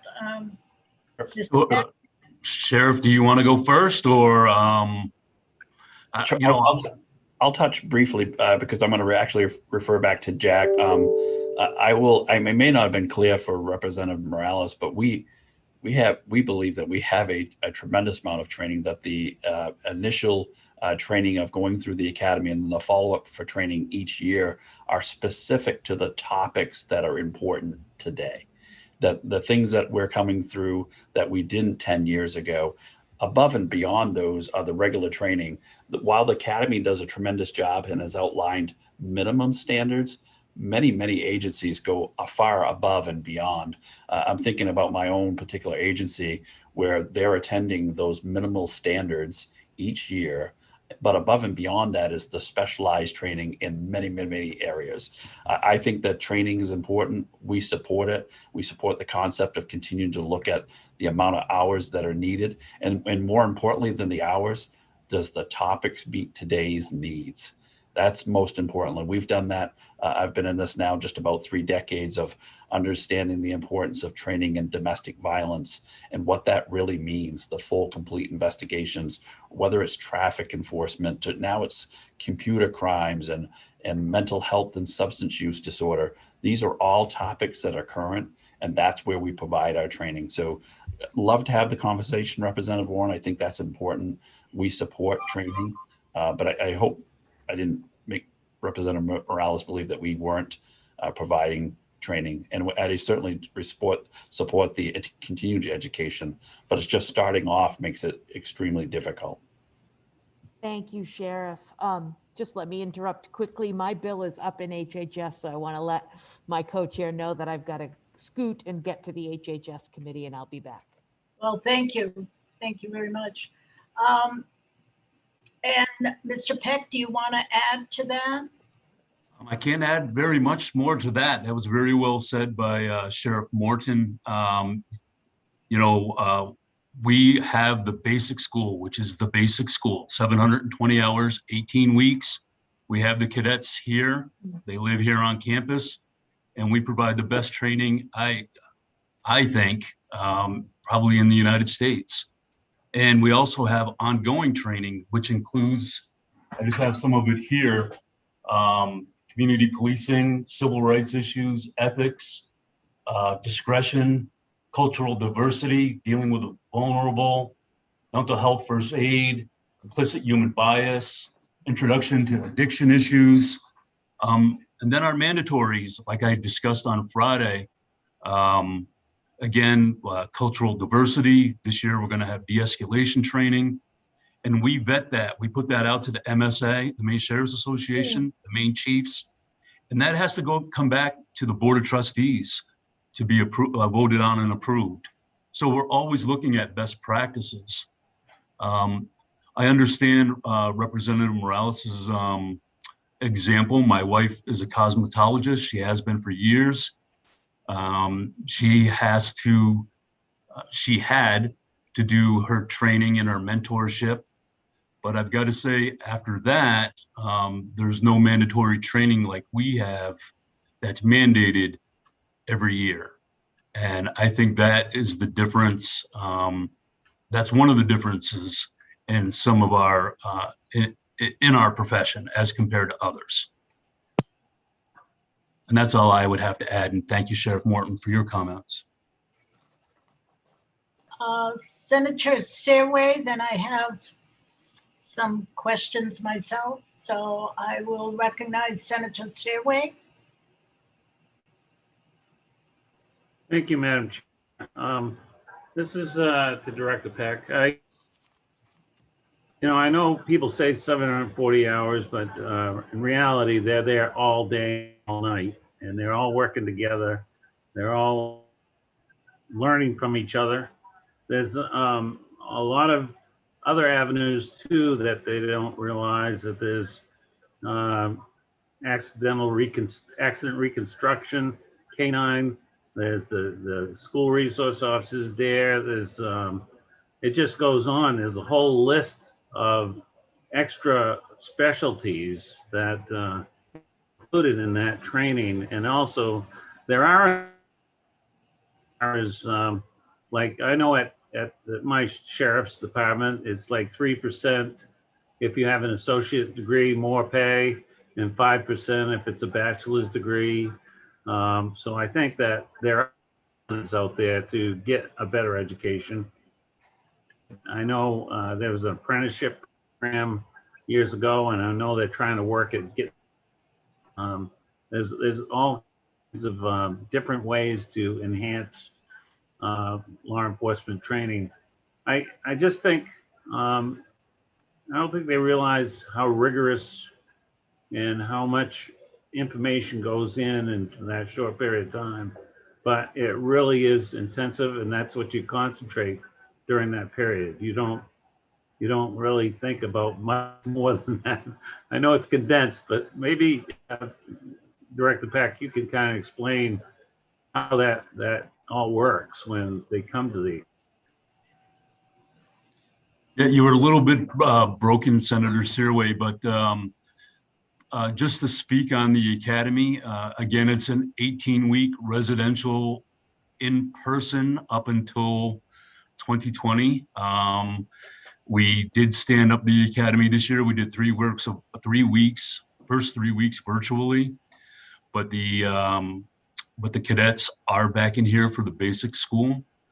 We have numerous in-service, so that is for the 18 weeks. It's 720 hours, but that is for an 8-hour day. I can tell you these cadets are here 24 hours a day, and they're training. Other than when they're asleep, there's something going on here all the time, whether it be scenarios or self-defense or night classes. They're putting well beyond 720 hours, which is on paper. The Academy also has numerous in-service classes.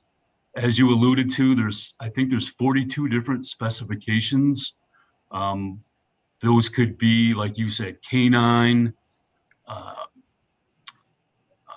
firearms instructors. There's a myriad of different, like I said, I think there's 42 different specifications, and we're always looking at those. One of the ones that are going to go in front of the board, matter of fact, this Friday, is we're looking at a specification for mandatory SRO training. There's no SRO training, standardized school resource officer training here in the state of Maine. We realize how important that is. So we are standing up a curriculum. We're trying to put together a 40-hour class with all the subject matter experts, and we hope to offer that before the start of the school year. So again, we're always looking at what needs to be improved, what society, what the police need to be trained in, and we always want those best practices. And as the leader in the education for all corrections and law enforcement officers, we want to implement that and do our due diligence and provide the officers that best training. I know you have your hand up, Representative Morales. I had asked to speak, and I think if I do, you'll be able to comment on what I have to say also. I have a couple of comments followed by a question, particularly of the bill. I looked up the definition of law enforcement officer in our Fortico book. Means any person who by virtue of public employment is vested by law with the duty to maintain public order, prosecute offenders, make arrests for crimes. The reason I wanted to look that up is you know that the Department of Corrections has a few correctional officers who are also law enforcement officers. They are the investigators and they have the power of arrest. So this would apply to them also. Game wardens, anyone that goes through the academy. So that's a law enforcement officer. I also, at the public hearing, reported that I looked how many, and I think you wrote that down, Representative Morales, 146 agencies, 2,500 sworn police officers in the state of Maine, 300 state police officers, and about 350 full-time officers if we were to apply this to everyone. So that's one way I'm looking at it. Above mandatory training at the academy, there are a number of training going on in the community, particular to communities. Not all communities, Sanford is different than Biddeford. Biddeford's different than Saco. Different than Old Orchard. What goes on in Old Orchard about tourists and what have you, there's a different training that goes on. I want to say the reason, and I'm speaking from experience, the first time I got involved in, quote, politics, I was appointed as the first female on the Biddeford Police Commission. They have since abandoned in the charter the commission, but they have a board now. They still have a fire commission. Biddeford, when they built a training room large enough to accommodate any law enforcement agency that wants to use that room for training. I've been involved in training there because we had a public safety / social services committee in the city. And the things we discussed is we had the mental health providers at the hospital speak to us about the homeless people that the officers themselves tried to bring in to get warm in the winter and did not know what to do with them. And so we reached out to the mental health providers for training. I also wanted to say that we have community standards and countywide standards. Those meetings and those discussions and training is with area police officers. So there's an exchange of what if, what did you do in this situation? We've also had a Attorney General's office come and talk about privacy issues, about what's the latest law court decision, what not to do. And so it's current and up to date, and I champion those police chiefs that really look beyond. They're not the old-fashioned police chiefs of the 50s that I grew up with. So having laid that foundation, and of course that comes from my experience, I want to go back to the bill. I just want a clarification. This, if it was to pass, it says beginning with applications for certification, January 1st, 2022, which is upcoming, but I think we could change that date. But it's beginning with new application. It requires the application for certification or recertification. So all the ones I told you, the hundreds of officers are once they go up for recertification and be at least 21 years of age and have a high school diploma to meet other standards of education.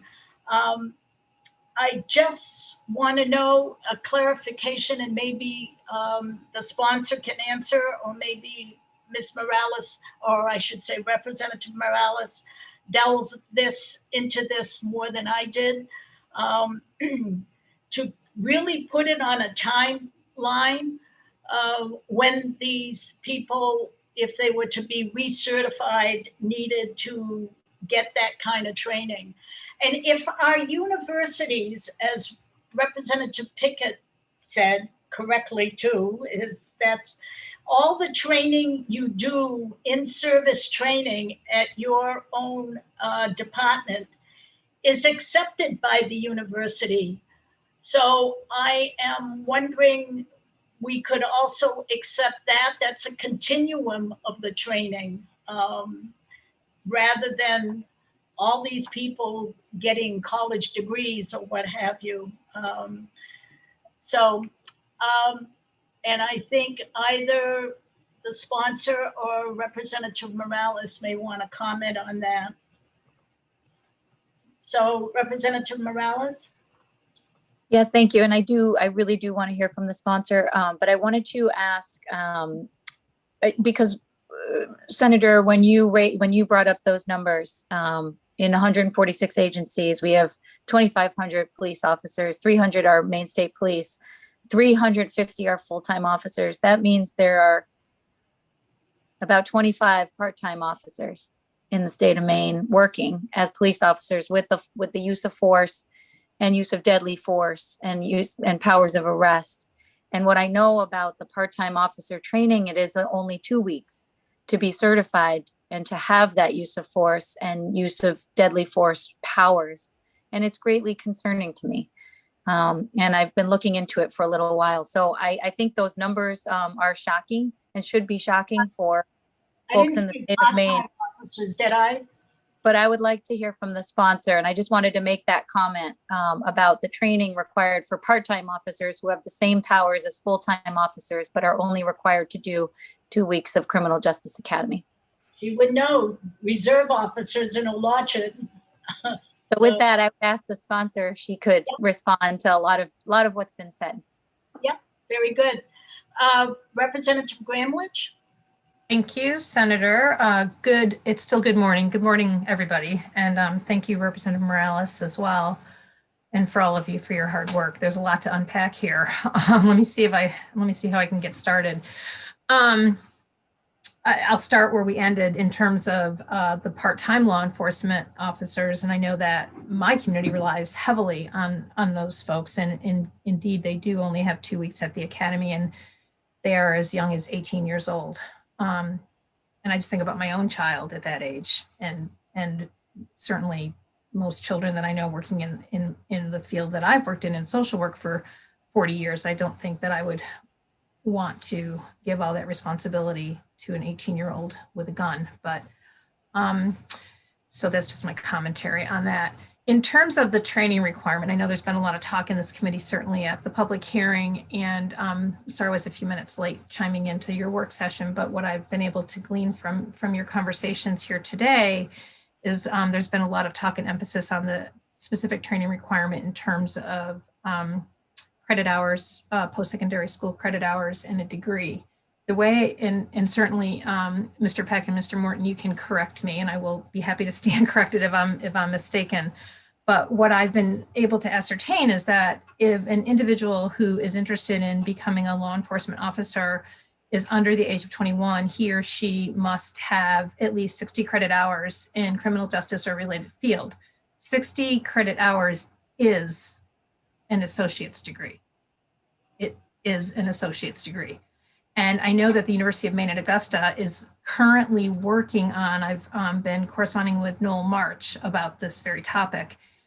They have been working on a community policing associate's degree program. And I'm wondering if, as we're talking about working, I know Representative Morales, asked if I'd be willing, and I think Representative Warren asked if I'd be willing to work with you all in finding some path forward to navigate this, and I certainly am. So in that vein, I'm curious if folks are receptive to maybe exploring opportunities to have the Academy in some capacity partner with University of Maine Augusta, for example, in terms of what they're already providing for their community policing associate's degree program. I didn't just arbitrarily hang my hat on an associate's degree and think this is the way that that law enforcement ought to move.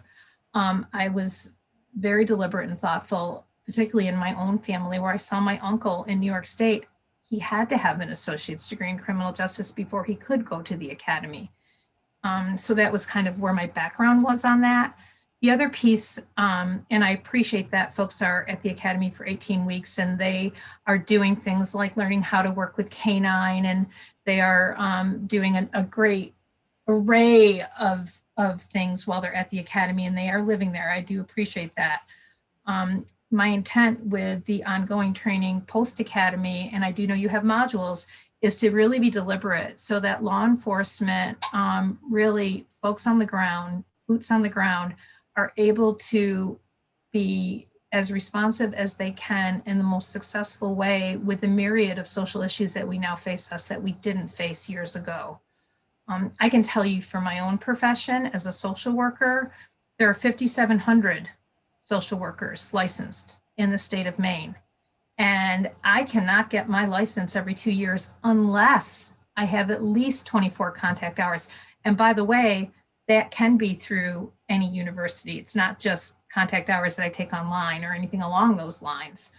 So we have a lot of latitude in what we're able to do, and at least in my profession, in terms of training. We must have 4 contact hours every 2 years at a minimum of ethics training. We must have 12 contact hours of domestic violence training. There has been conversations about having additional requirements within my profession. I can speak to that firsthand. So it's been an ongoing and evolving initiative. And I bring this to you all because I believe very strongly that I want to support our law enforcement officers. I want to make sure that we're able to be responsive to the myriad of needs that we have out there. It isn't like, with respect to Senator DeChambeau, it is not like it was in the 50s and 60s, and we all know that. There's a lot that's happening in society now that requires, a lot of times, our law enforcement officers to wear a lot of different hats. And I appreciate and recognize how challenging that is. And so my intent is to provide opportunities for success. And I'm 100% open and receptive to working with anybody that wants to come to the table and talk with me. So I didn't mean to be giving a monologue there, but I'm sure I missed some points, and I'll let somebody on the committee correct me or re-ask if I missed something, but I was taking notes as you all were talking. I was trying to capture everything best I could. So thank you for your indulgence. Thank you. Senator Shearway, is that an old hand or you have a new question? No, it's kind of what Representative Graham, which was talking about. I just wanted to mention that back in the 90s, when I was assistant jail administrator, we had started a program for both correctional law enforcement, and it was through Pearlie Lit over at Community College in County, and we did it actually. We were doing it statewide. There was a lot of areas that a lot of people got associate degrees.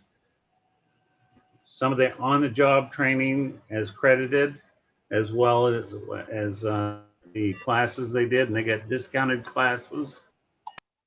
They actually was able to get that degree in a year instead of years. So it really worked out well. It was a good incentive program, and it was by choice, but we had a lot of them that volunteered to do it, and it was great. So if there's something that the state could do in that I think that would be great. So a thought.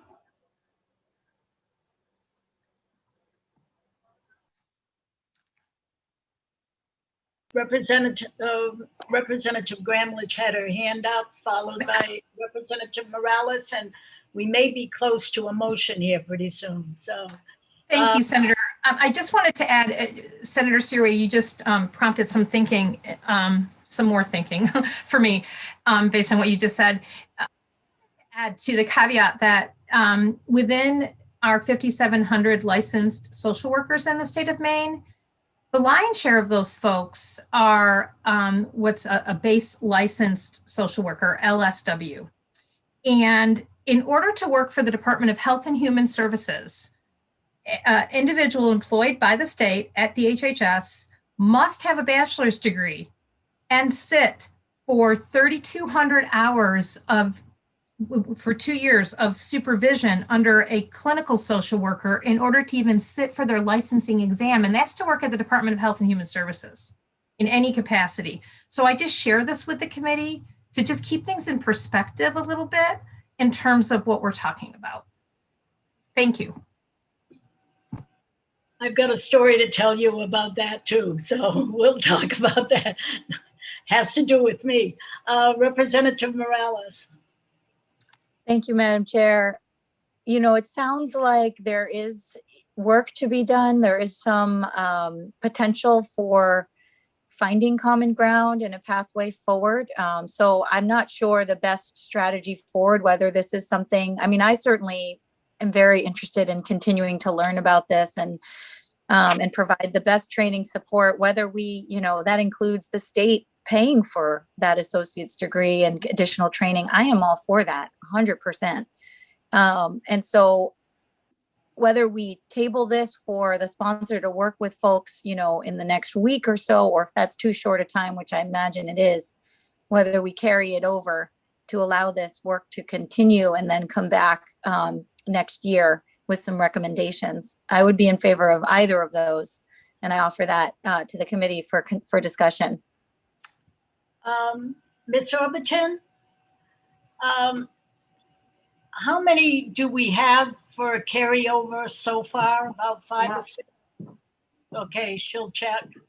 I'm just looking. I keep them in their own pile. You had 4 before today. You voted 2 carryovers today. We've done 2 so far? 2 you voted today to carry over. You already had 4, so you're up to 6. Yeah. Well, the 2 go together anyways. So we could carry, this is something, I mean, I don't think Representative Gramlich, and I think you agree, to work with the academy and also the sheriff, and then you might want to expand. You're not going to do that in a week. We're out great. And I know I'm a year and a half in working on my body cam. So it takes a while. So having said that, I don't want you all to rush anything through by any stretch. And I certainly would prefer not to rush anything through. I would, just for my 2 cents, I would much rather have an opportunity to really pull up our sleeves and make sure we get this right. Yep. Because I think it's that critically important. Yep. I think you're getting the nods from the officers there, and I can understand. Yes, Representative Pickett, I'll get to you in a second. I can understand that we all want to get it right, because I feel differently than some others, but I would respect a product coming from all of you. Representative Pickett? Yes, thank you, Madam Chair. From my perspective on this bill, for us to take any kind of a vote on it right now, there's maybe an outside chance I could do a not to pass amendment, but I'm not even sure I could do that on this bill right now. I think a lot of what is in the bill right now is already being done. I think that when it requires law enforcement training to include training in racial issues and racial justice and all of that, that's already being done right now. It's already, the academy is preparing that training and stuff. And so the law enforcement field out here realizes that. We've already got some, I believe, and correct me if I'm wrong, Assistant Director, but we've already got some bias training and other things like that we do in the mandated trainings right now. And I think I asked you in the public hearing, Assistant Director Peck, that as things come up, as issues come up, the academy is paying attention to that, and they are always working on dealing with those issues with types of training for officers. Am I correct in that? You're absolutely correct. As I said before, we're always, trying to vet what classes, what we need to do. We work with the Maine Sheriff's Association, the Maine Chiefs of Police, the Department of Public Safety, and we develop the mandatory trainings. We seek out what would be the best practices. And again, we go back to the board of trustees, and we go back. I just have these up on my screen over the last couple of years, the mandated hours, policing the teen brain, responding to mental health crisis, critical thinking. Those are some of the mandatories. And then there's also 20 hours of elective. And that's just the mandatory hours. And I think Senator DeChambeau said it earlier, it's also up to individual agencies, also up to the part-time if they want to hire part-time. When I was the chief of police in Farmington, I preferred not to have part-time police officers unless they had gone through the basic school. And that was just the basic school. So, I think that's a part of the local community and what they want for their training, but also to extend the training further. And again, that's that adult learning, that's the educational stipends, the tuition reimbursement, those incentives. I think that, and again, your life experiences, how that all plays into that. But again, I'm willing to work. I know Representative Gramlich is very passionate, and I appreciate everybody's work on this committee and everybody's input. And here at the Academy, we're willing to work. We want, again, to put out the best product, the best training for every police officer, every correctional officer in the state of Maine, for the people of Maine. Thank you. And I appreciate that. And I would just say in closing for me for this bill, I'm willing to let you, Assistant Director Peck, and the Academy, and also MSA through Sheriff Morton and the Maine Chiefs of Police, if they have a representative that they want to get involved in it as well, if we're going to really take and look at the whole overall issue and everything to work on this. But a non-starter for me in this bill is the fact of having to have an associate's degree. I don't agree with that at all, and it's going to take a lot to move me on that. I would now like to recognize Representative Morales. Yes, thank you. I have a motion to make, but I want to ask a question of Assistant Director Peck first. And one is that I believe if you're under 21, you already have to have an associate's degree, right? The 60 hours. So that's already in existence. And then number two, is it true? And I've read this and I can't remember where, but that you can be certified as a law enforcement officer if you just complete 14 of the 18 weeks of the training. I believe I read that on the website. And so that would be 160 hours less than the 720 hours. Is that true? Did I misunderstand that? Well, I honestly don't know the answer to that, but I do know that there's a provision that you're allowed to miss certain amount of hours, whether it be for injury, whether it be if a person a cadet got called into court. There's those type of provisions in the standards that they're allowed to miss a certain amount, but there's also certain provisions, certain classes that they can't miss that are set up by the Board of Trustees that they can't waive. In other words, you can't miss those particular classes.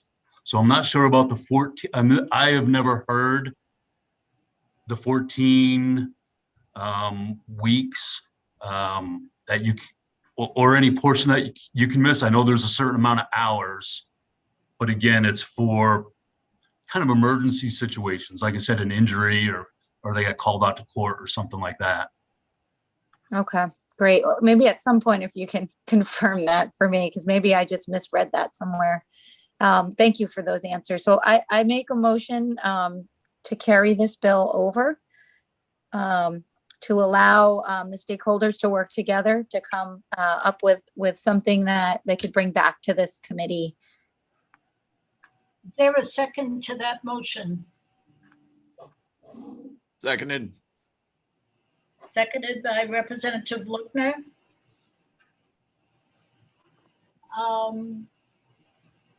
Any comments on, we pretty much know where we're going with this. So this is a motion to carry over 1447. So we will have a vote. Video on, and please unmute for a roll call vote. Representative Warren is absent. Representative Morales. Yes. Representative Sharp is absent. Representative Lookner. Yes. Representative Pickett. Yes. Representative Costain. Yes. Representative Rudnicki. Yes. Representative Newman. Yes. Representative Pluker is absent. Representative Reckett. Yes.